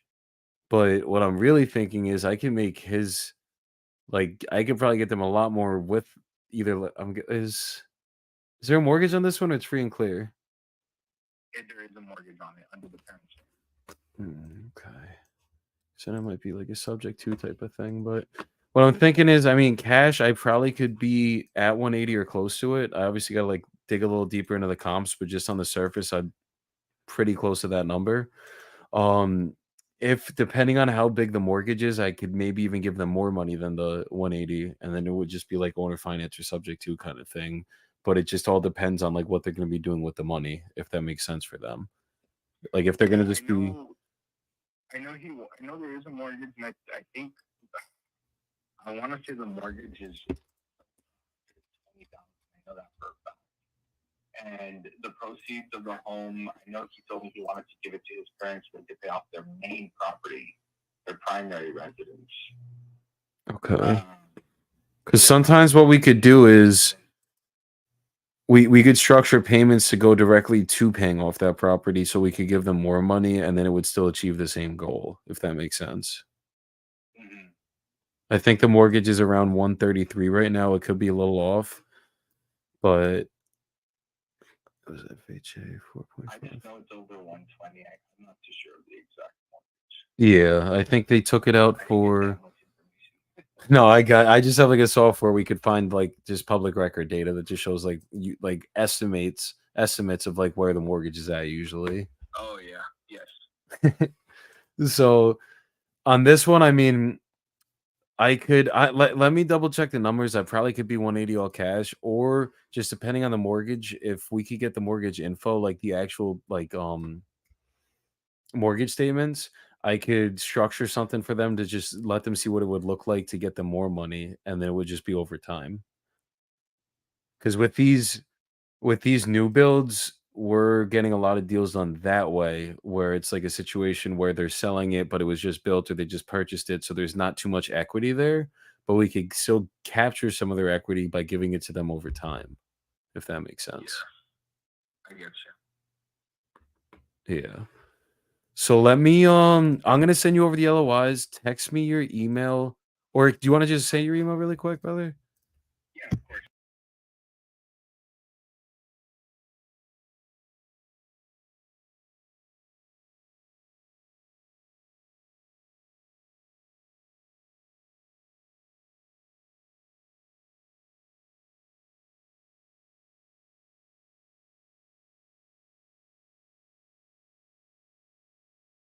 Know what we could do for these, and I don't know if there's any way. So it's your friend that has this one that's gonna be listing it, or it's your friend that actually owns it, and they just have someone else that's listing it. So no, his parents are the owner of the house. Okay. But his cousin's about to list it on the market. And matter of fact, he's been trying to get her to list it for the past 2 months because he took over the mortgage on it. So he's already paid 2 months on the mortgage on this home, and that's why he's trying to get rid of it. And I don't know why his cousin. I was going to be the realtor originally on this, but because I actually I work with other investors that have bought properties for me, cash that I've had. So I was going to originally list it, but then when he told me his parents really wanted the cousin to do it, I just kind of said, no, well, just let me know when it hits the market, and I'll reach out to my investors, see what they can do if they want anything. But yeah, it's already been 2 months and she still hasn't listed it. And he just told me today that he keeps on asking her when she's gonna list it, and she hasn't given him a time frame yet. So I think we gotta give her an offer. Yes. Before he even lists it. Before he even signs it, and then yeah. Look, if we gotta pay him out something for doing the payments or whatever it is, we could figure that stuff out too. But if there's no listing agreement in place and we could go direct, then we do that. Obviously, if there is a listing agreement in place, then we'll honor it, and then obviously pay out the realtor too, or like she'll have to pay out the realtor. But yeah, I mean, I get a bunch of these properties. Like people call me about them and tell me like, hey, this house needs to be sold, and then I just I'll send it over to an investor that I've worked with in the past, and I'm not even part of the transaction, so just throw me a couple grand on the side. Yeah, you got to start sending me those ones, brother, because like I invest myself, but I also own a wholesaling company, and like we have access to not just one or two investors. Like we have access to like basically every investor in Texas. So as long as the numbers are good and the deal's at a good price, it'll get sold very efficiently, and like we'll all get paid a good amount of money on it. And on the wholesaling end, if they're deals that you're bringing to me and you lock them up yourself, I'll 50-50 whatever we get on it. And some of those deals could be like $5 grand, 10 grand, 20 grand, 100 grand. It just depends on the deal. Yeah, of course. Yeah, definitely. Yeah. Sounds good. No, yeah. Well, I have your cell phone number, the 973-868-35. Sure. Perfect. I'll go ahead and save it in my phone. Beautiful. I'll let you know if anything pops up. Perfect. I appreciate your time today, brother. Yes, thank you. Thank you. Oh, you have a great one. Take care. Bye-bye. Sorry, that was a long call, people. That's how they go. You're good. I'm actually working on one. She hung up on me. Gave me one. Jimmy That's not gonna work on the phone? Oh, I hadn't been paying attention. I've been working. Was Ella on the phone? Realtor? I'll mute. I want to hear Jimmy go. Realtor? Un corredor? Okay, yeah. So, and you know what, Eric? Thank you for reminding me. I know I was going to call you to follow up on something, but I had no idea. So it's the leases for the commercial properties, right? Yes. Yeah, I'm telling you, I'm sick. I think I might have to take a nap in a few minutes just to. No, I'll get it over to you. And then you're gonna get me the information for the house because the seller, he's in California, right? For Mr. Purvis, yes. Mr. Purvis is. Do you know if he's got other properties too? He's got others in New Braunfels. Ooh, okay, he's gonna be my buddy. There you go. All right, man. Okay. I'll get with Lisa and get all that information. Get over to you. Okay, Lisa wasn't sick; she was doing fine, right? Oh yeah, she's fine. Okay. I could have sworn maybe a couple of times ago you said she was a little under the weather. I don't know. Maybe it was just me. She was, yeah, maybe she was, but you're definitely under the weather. I definitely am. I need a tequila shot or something. There you go. Next time I go to Texas, I definitely got to meet with you. We were all over the place this time that I went. Very short. Okay, that sounds good. Yeah, I look forward to it. But okay, we'll keep in touch. We still got plenty of time during the week. All right, we'll do it. I'll get you over that information. All right, thanks, Eric. All right, man. All right, Take bye. care, Jim. Woo! See, that's a good agent. He's giving me the seller's info. He goes, "Oh, you can call him." I'm like, yes, I'll call him. Direct I'm the seller. sitting here trying to be like, dude, let me call the seller. I'm like, I got you. Yeah, he's like, and they're not even his listings. They're his wife. His wife's a broker, so she's got access to all of Texas. So I'm already, yeah. Mike got on. Cash Money Mike was on a call. We were like on a Zoom with this guy, and then we told him like give us everything that's like 5 to 30 units. Like in between, because he wants 5 to 30 units, and the guy's like, yeah, let me get my wife, and he's got 2 commercial properties already, but we need a lease, and then and there was a couple of houses that he had listed, and then I'm like, let me see that, and give me all the sellers' numbers. I'll call them. Don't do anything. I'll do it. I'll take care of it. But you know what? The sellers dropped their guard, dude. Once, because I've had other agents, they give me the contact in. Jimmy broke up. A real estate agent. What the fuck? Wait, say it again. The seller. You broke up. The sellers dropped their guard. Sellers drop their guard a whole lot when I call them because they know I'm calling on behalf of like the real estate agent. Like, oh, I talked to like Eric. Eric told me to give you a call. It's already a warm introduction. Yeah, they're like the licensed professional. I'm just the guy that kind of coming in to see if maybe I can buy this or do something with it. So they're not gonna be like with their guard up or trying to like give me a hard time or they're really like open with me. And they know they can't sell it because that's why the agent told me to call them. Exactly. That's insane. No, and it's really like that. I mean, I remember when I used to do tech sales and they were training us on how to cold call. They literally said like that was like a pitch, was like the warm pitch. Like they would say like, "Oh, you spoke to my partner last week," and like it was bullshit. We never did speak, but like it actually worked. Like it literally worked. Like you would reveal because these guys get so many calls, and it's like kind of the sellers too. I'm not saying do this in real estate because I never do this anymore, but it does. Like when you have a warm introduction from someone else, it makes it so much easier out of a call because like they already have like at least a little bit of trust in you because you came referred from someone else that they knew. Exactly. That speaks. That's like if I bring you to a strange friend of mine and I just go because I got to go to the bathroom, they're gonna feel more comfortable because you're not some stranger. Like I introduced you. Exactly. That's a weird analogy. That new law that we were talking about, the one thing I will say is obviously always be transparent with sellers. As Marcel said, he always tells sellers that signing is one of his exit strategies. And that is very true.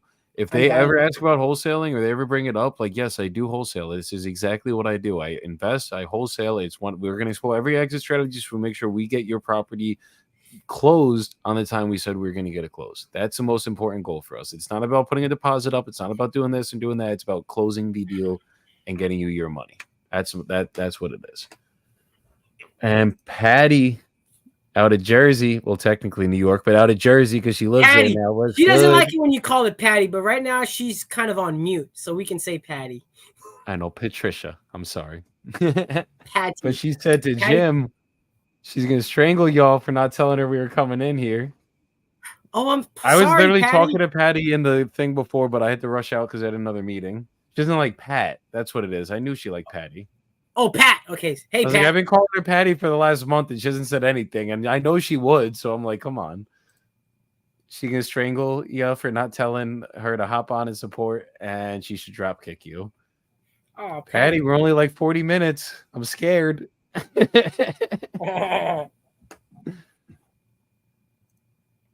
Marcel's in the comments right now. We're gonna bring Marcel back on if the people want him back on, but I'm sure they do because we love Marcel here. So you guys, I feel like I want Jimmy to make one more call, but I know we got a little short time. Jimmy's eyes get all wide. He's like, "Excuse me." Wait, Jimmy, call one of the cold leads. Okay. Let's get one more call, and then we're gonna do a soapbox and get off here. Okay.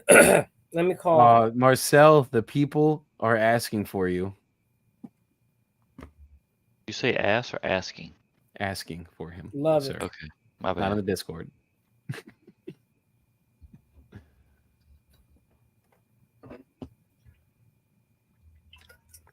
Tanya Felt's in the building. Out of New Mexico. How you doing, Tanya? I'm gonna call Vanessa. I like talking to the females, and if you're a female, you should like talking to the males because there's that chemistry. What color are your eyes, Jimmy? They're dark. They're dark. They're a sexy brown. Ooh, a sexy brown. Just confirmed. What color are my eyes? I thought it was me trying to find love in 90 days, but I think it is Jimmy that is actually trying to achieve that. I'm trying to find money in 90 days. Jimmy tries to find love in 90 number minutes. 1, 2, and 5 through 10. So, Tanya, I'm calling her Tanya. Tanya Smith. Is there a Mr. Smith, Mrs. Smith?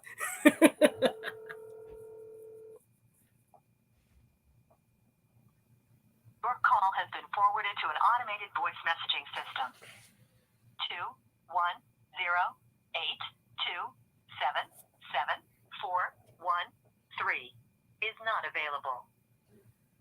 At the tone, please record your message. When you've finished recording, you may hang up or press 1 for more options. hit that double dial, Jimmy. I just got a bunch of text messages. Some of them were like in Russian. What? I'm being hacked. The government's onto me. Uh-oh. They finally found you. They finally found me. They probably think I got that missing fighter jet. I don't got no fighter jet. Your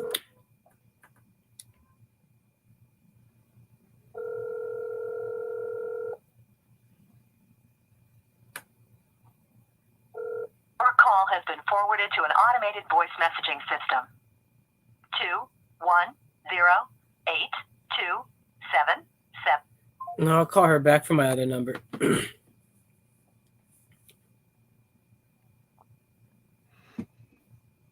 No answer.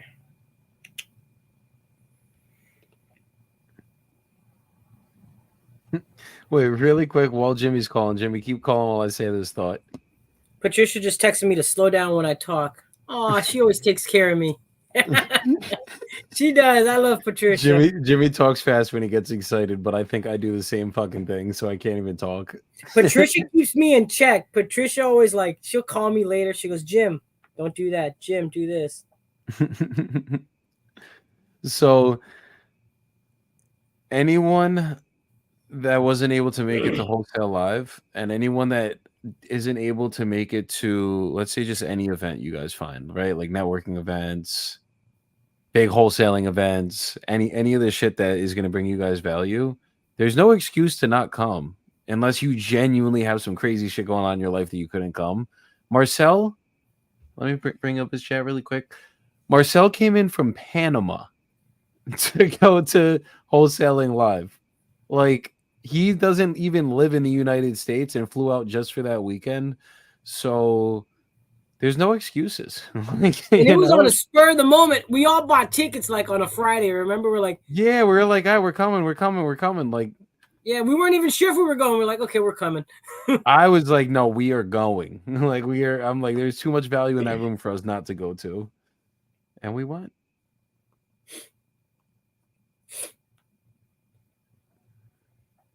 It's just crazy because like I'm just sitting there talking to some guys in like the lobby area or whatever, like outside the event, like in between sessions, and Carlos Reyes just walks up and he's like, "Hey guys, how's it going, man?" And I'm like, "Is that Carlos Reyes?" Yeah, Shit like that, and it's just proximity, like, and we just sat there and had a conversation, and it's like fucking. that's why it's more. That's why I went. It's for Me that. too, because dude, I told you, like, I got off of the plane. I went and got a burger first. After the burger, I called Cash Money Mike, and he's like, "Come over. I'm at the hotel." I had my suitcase, and I'm in the lobby downstairs with him for like a good 2 hours and a half. Eric Klein's coming in, just saying what's up. It's like Tony Mont's like right there, just like you're like You got the CEO of Investor Lift, the CEO of Lead Zolo, like not like they're sales guys, like the CEOs there. Like Yo, literally. Joe, What's let up? me interrupt real quick. Hey, he's calling. Corsicana.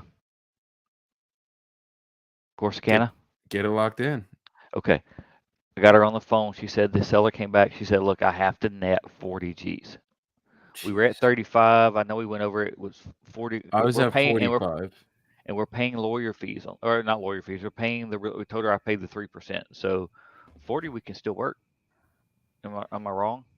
We'll go over that because I don't have it pulled up in front of me. Hold on. So at 40. I mean, tell her $8,500. the only way you're going to do 40 is if you can have at least a 21-day option because of where Corsicana is. You need a longer time period to get this done, and you will get this done at 40. Yeah. Let me pull that up. I think that's actually what I sent her, brother. Unless they're down for an owner finance, and then I'll give it her 50. But hey Joey, do some air drums. Do some air drums. I don't do it like you, Jimmy. Jimmy. That's why I need you to call somebody. It's the air drums. Do I tell the story? Yeah. Okay. Yeah, I did 30-day close, 21 business day. I'm not getting canceled. Y'all tell a story. I'm getting back to work.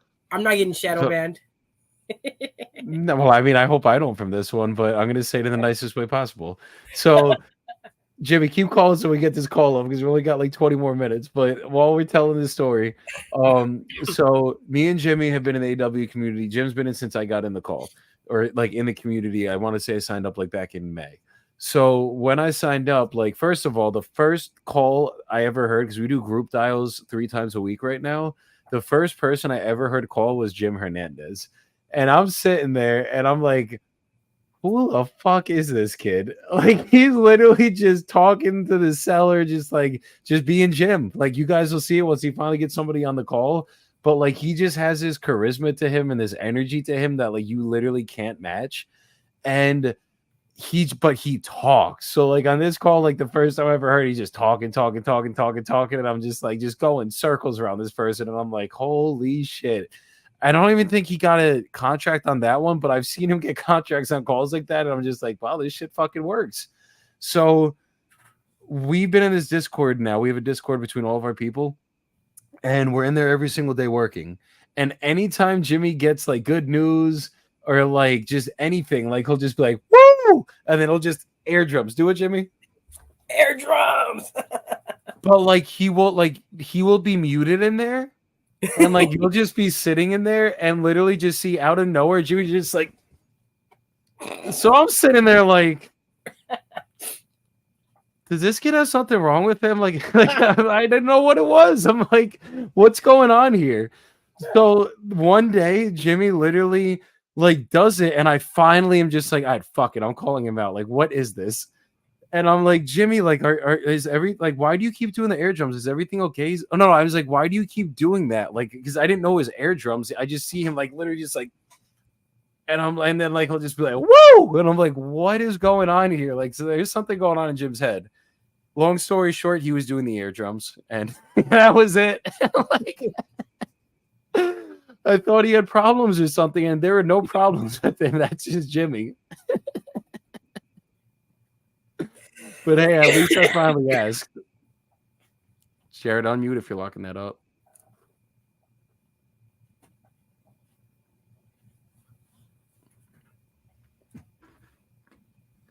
It's a party in the brain. Hell yeah, Patricia knows. It's a party in the brain. I love it. I will talk to her, and I don't know if this other person's going to want to entertain a counter or not. They may say, you know what, we're not, Okay. So, and I kind of got that feeling from the agent a little bit, but I still have to put it in front of them. And No, I got go you. from there.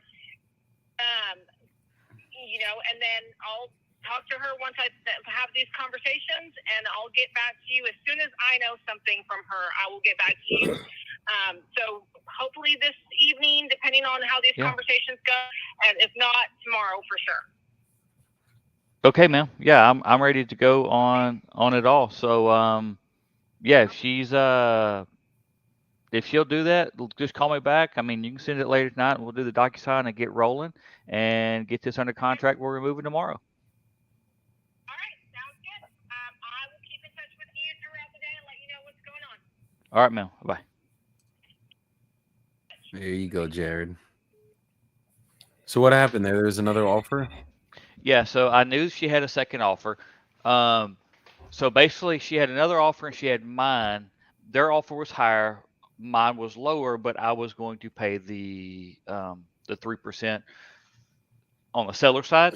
She said actually it came out to right about the same number, so she was still netting 35 either way, and she said, "Look, I got to make 40. I got to walk away with 40." I said, if she'll hit my numbers and give me the 21 days from contract, 30-day signing, business days on my inspection. I did a $1,500 earnest money. I know what Miss Cassie said about only do 1%, but that was like $350. So I gave her $1,500 for an earnest money. So one thing I'll say on that I'm starting to do after Cassie told me that the other day is I'm doing 1%. So if it's $40,000, I'm gonna put down $400, and I'll put that down now because it's refundable, and it's like it is what it is, Yeah. Well, and if I don't, and for any of you broke wholesalers out there that I have been in your shoes many times, if you don't have money, find a friend who does and give them equity in your deal. If that is the last sticking point on that deal, because somebody has money if you don't. I would have not lost this deal. I mean, I sent it in as literally $1,500 after the option inspection period is complete, like we normally do. If they'd have came in and said, "Look, we need it now, it's refundable," I'd have said, "Look, I'll give you $500. I'll send it to you now." I was not going to lose a deal over a few $100s that I can stretch and make work. Exactly. But no, she says that y'all were still talking, that's why I brought it in. She doesn't think the other one wants to play ball at all, because that means their offer has to go up to like around 45, 47 to make the numbers work for the lady to make it. She doesn't think that's going to work. So is the other person a wholesaler? Don't know. She said they're going through a realtor. So, but I'm guessing because it has to be that house is not livable. Has Could to be be an some investor too. Yeah, has to be some kind of investor. But it sounds like I have one coming in this evening. She said the other people don't want to play ball with anything more than what they have. So, okay. So I will know later this evening, and if we do, we'll be getting that one done. Yes, sir. And I will give you your $10 off of it when I'm done. Yes, that's all I need. Now we'll get that done, and we'll figure out. I think we decided who we wanted to send that to dispo it, correct? Yes, sir. All right, we're gonna have that one. I have faith. Let's get it. All right, so we're good there. You guys got a couple more minutes for Jimmy to make one more call, or do you guys want to do a soapbox? Soapbox. All right, let's do it. Who wants to lead it off? Jimmy. So give everybody just a quick little thing about either what's going on, just some advice you could give to people, whether they're new in wholesaling, experience in wholesaling, just any good value of advice you could give. Don't be afraid to spend most of the money you get in the beginning on more like mentoring, like good mentoring. If it's like bad mentoring, I know there's bad mentoring out there. So that's kind of like, you're going to have to like learn by trial and error, but you can ask people to do it. Like, who do you recommend? But I would recommend as soon as you get money, put some of it in marketing. And even if you don't put that much in marketing, like maybe if you make $10,000, maybe keep 2,000, 3,000 for yourself, put the other $7,000 into like mentorship, because you can get another deal with like zero to no money with marketing. It's just like, but you can start, you know, the trajectory and how quick you get to the next deal with with good mentorship and then a group of people too. It's just gonna get quicker and quicker and quicker. It's like, because if you're just doing it back into marketing and, you know, just cold calling or whatever you're doing for marketing, it's just like, you know, you're kind of there by yourself. Just get with a community or mentor. Yes. My bad. I put you on the solo layout at the end of that. Jarod, Sullivan, and that's very true, Jimmy. What do you got for the people today? I'm gonna expand off earlier. Just if you're on the fence, go. Don't wait around. Don't. I've never made a cold call, or you know, hey, I know where to get my list. I have some idea of how to pull a list, whether it's just going to the county and getting something. You know how to use truepeoplesearch.com for free skip tracing, and you're literally sitting there, sitting on the fence about calling, and you're not sure what to do. Go through it. Jump on the fence and go. Just head dive in. Worst you're going to do is mess it up, and you mess it up. You learn from it.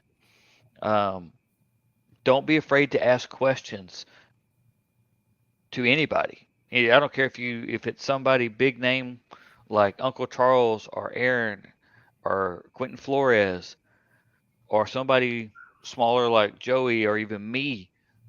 You got to ask questions. You can't just sit there. If you sit there, you're never going to do anything, and you're going to end up tomorrow, the next year, 5 years in the same spot, and you're going to have wasted time, your most precious thing, and you won't have done anything. Even if you screw it up for the next year, you still are better a year later than you are in the beginning. So just go. Jump on and go. Damn, you guys are good. That's such facts. I'm gonna piggyback off both you guys, because like, if you're new in the business and you guys like don't really know what to do, you have no information, like, just there are hundreds of people out there that have put out information on this industry. So there's free information before you do anything, obviously. But find someone that you vibe with, get them as your mentor. If you have no money for mentorship, then go on YouTube, find or DM people that aren't doing mentorships like me that are willing to help you guys, and I'll bring you guys to find your first deal. I let my favorite feeling on this earth, it's not closing a deal for myself anymore. It's literally having a new wholesaler close their first deal. And I don't care if I make nothing on that shit. I feel fucking good from it, because it's like, I remember when I was there and I had no deals under contract and I had no money in my bank account, and I'm fucking sitting there trying to figure it out. And like, I don't quit at anything I do. So I just stuck it out and I did it. And like, it took me 8 months to close my first deal. Then it took me, oh, my bad. Then it took me another 6 months. I closed 2 in 8 months. And then it took me another 6 to close my second deal or third deal at that time.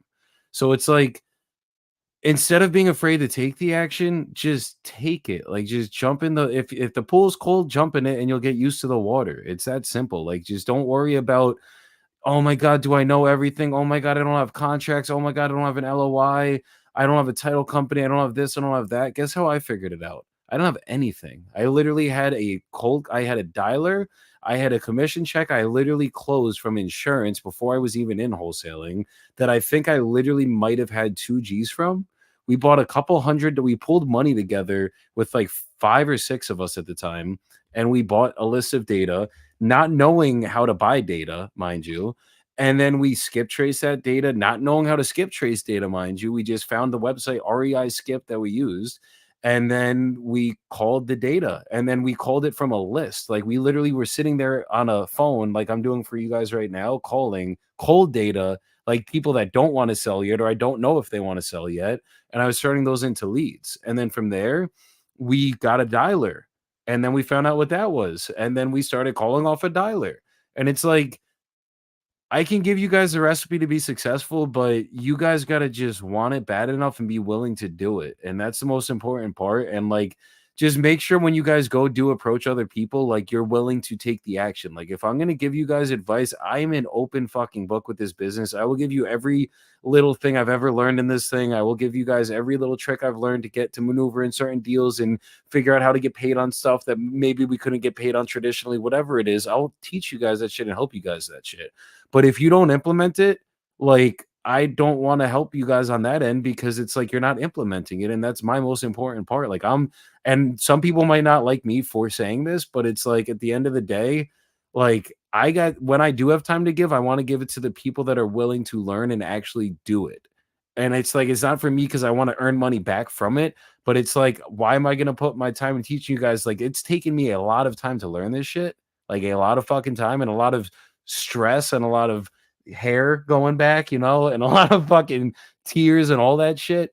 But like, I'm at the point where I know what the fuck I'm doing on the wholesaling spectrum, and I'm down to help anybody, but you guys just got to be willing to take the action.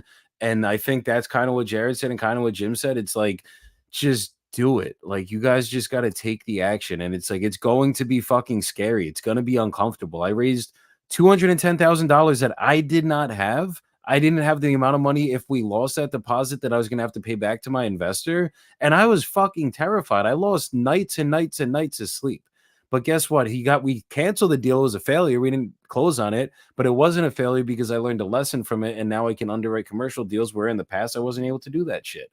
So it's like, instead of being like, I'm currently on this live with you guys, stepping out of my comfort zone. I didn't want, like, obviously I wanted to do this challenge and shit, but like, I was not like, oh, cool, I'm going live, I'm going to go do this shit. Like, no, somebody asked me, do I want to go live doing it? It was actually RJ Bates. So it was the first one that's like, are you doing it live? And I was like, I guess I will do it live. And the first live I was ever on, I was fucking cold sweating. Like, when I used to cold call people, I was fucking cold sweating. So it's like, if you guys want this shit bad enough, like, you don't have to be good. You don't have to be me, Jarod, or Jimmy. You don't have to be Aaron Bevins. You don't have to be RJ Bates. You got to be yourself, but you just got to be hungry. The only people that win in this business are the ones that are hungry and are willing to do the work. Because you could be hungry but not take any action. But if you're hungry enough, like, it doesn't matter how tired you are, you're going to fucking work. It doesn't matter how shitty you feel. If you're sick, if you're fucking tired, whatever it is, you're going to do it. So like, just make sure that if you guys want to get into this industry will bring you guys millions and millions and millions of dollars if you do it the right way, and could make you a billionaire one day. If you scale it the right way and go into other industries or get into actual, like, taking down properties yourself, there's many billionaires who own real estate and have done it through real estate. But you're going to have to be willing to do it and fucking bleed and sweat and cry and like go through the fucking trenches to get there. So just understand, like, it's not going to be easy, and set your expectations for that. But if you are willing to do it, and the last thing I'll leave you guys with, this was a thought that we actually had a couple weeks ago. I think this might have been in the community, but like, your average 9-to-5 job, you're almost guaranteed not to retire until your 60s. I used to do financial planning, so like, I literally used to set up retirement plans for people, so I get this stuff. Like, that, yes, will you have money right now? Yes, you're going to, like, you get out of college, if you go to college, or you start out of high school, if you go to high school, whatever it is, when you start fucking working and you're getting a 9-to-5 salary, you're getting a salary, you will get consistent income and you will be comfortable. That will happen. And honestly, even at that point, in my opinion, you still are not going to be fully comfortable because you're not going to be free. However, when you get into entrepreneurship, it does not take, I'm 28 right now. If I took that route, that means I can't do fucking math right now. What is that math? 60 minus 28. Somebody give me that. I don't fucking know. Whatever that shit is. 60 minus 28? Yes, sir. Is that 30? 32. So it would take me 32 years until I could retire. I should say it like that. Until I could retire, right? In entrepreneurship, they tell you what, it takes 3 to 5 years to get your business going. Like, maybe 10 years to make $1 million for some people, right? I'd rather fucking eat shit for the next, even if it was from today until 38 years old, knowing that at that 38 mark, I'm going to be a millionaire and I'm going to be financially free. And that is literally like, I'd rather do that than know for a fact I'm going to be comfortable, but only comfortable enough to pay the bills and keep food on my table, but not comfortable enough to live freely. And I won't retire until I'm fucking 60. Like, I don't know about you guys watching this shit, but fuck that. Like, that's why I got into entrepreneurship. That's why I didn't choose the path of doing my own job, because it's like, why the fuck am I going to sit here and put like all the a 9 to 5 effort into somebody every single day for 5 days a week? I'm going to work 8 hours a day for you and work my ass off. And then I still have to come in and do it next week and the week after and the week after that and the year after that and 20 years and 30 years after that. Like, that shit makes me go fucking crazy more than fucking being broke for a couple of years trying to figure this shit out. So I don't judge anybody. Like, everybody has a purpose in life. Everybody's here for a reason, and everybody is literally has their own path, and not everyone's path is going to be entrepreneurship or should be entrepreneurship. But if this is a path you guys choose, just make sure you take the fucking action, because every day that you prolong that action is another day that you are prolonging your retirement. That is how entrepreneurship works. It's not like there's a set date and it's like, okay, even if I take today off, I'm good. Like, no, you take that action every single day and you stay consistent with it. And then eventually you will be able to retire off the action that you put in once you scale it the right way, put the right people in place, and actually build a fucking culture that you guys can make sustainable. So anybody needs any help, anything wholesaling wise, hit me up on Instagram, Joey Bibbo, Jarod, and Jim. If you guys want to drop your Instagrams as well, tell people where to find you guys. If you guys need help with any of this shit, we are here to help you guys every single day. And I hope you guys are getting some deals done in the process too while you guys are watching us. Jimmy, Jarod, just say your Instagrams really quick, and then we're Jim gonna do the underscore 205. Jim underscore 205 and Jarod. Brother, I'm looking, brother, because I know it's blue underscore water underscore homes is my business, and it's Jarod, Jarod underscore Sullivan is my personal, both on Instagram. Beautiful. Hey, real quick, if Yes, you sir. are hungry, people will work with you into that. If you show you're hungry, people will work with you, because that is your value of, I don't give a shit what I have to do, I will do it. You show the hunger, that is your value. If that's all you have, that is your You have value, value. and they will see that. I promise you, I am from the live, I have people, big names, saw the hunger and have been messaging, emailing me, and I'm getting stuff from them because I am giving them my time to take on whatever they will give me. Bro, that's So- such a fact. And anyone out there that thinks, my bad, I know we're going on a tangent here, people, but we got some value to give you guys. If you guys feel like you are valueless, like you're like, oh, well, like, where do I give my value? I'm not rich yet. I haven't closed a deal yet. I haven't even made a phone call yet. Cool, that's fine. You're breathing, right?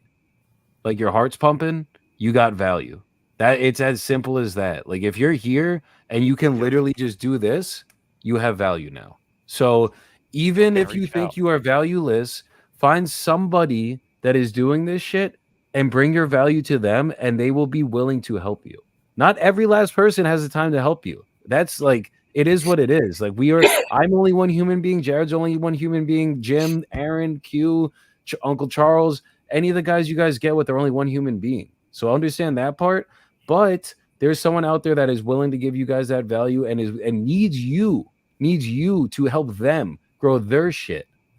And even if you're just helping them along the way and then you want to grow your own business, or you're just trying to learn and you don't have money to start your own business, then go work for someone else that's doing it, that's willing to pay you to earn or pay you to learn, and then you guys will be good.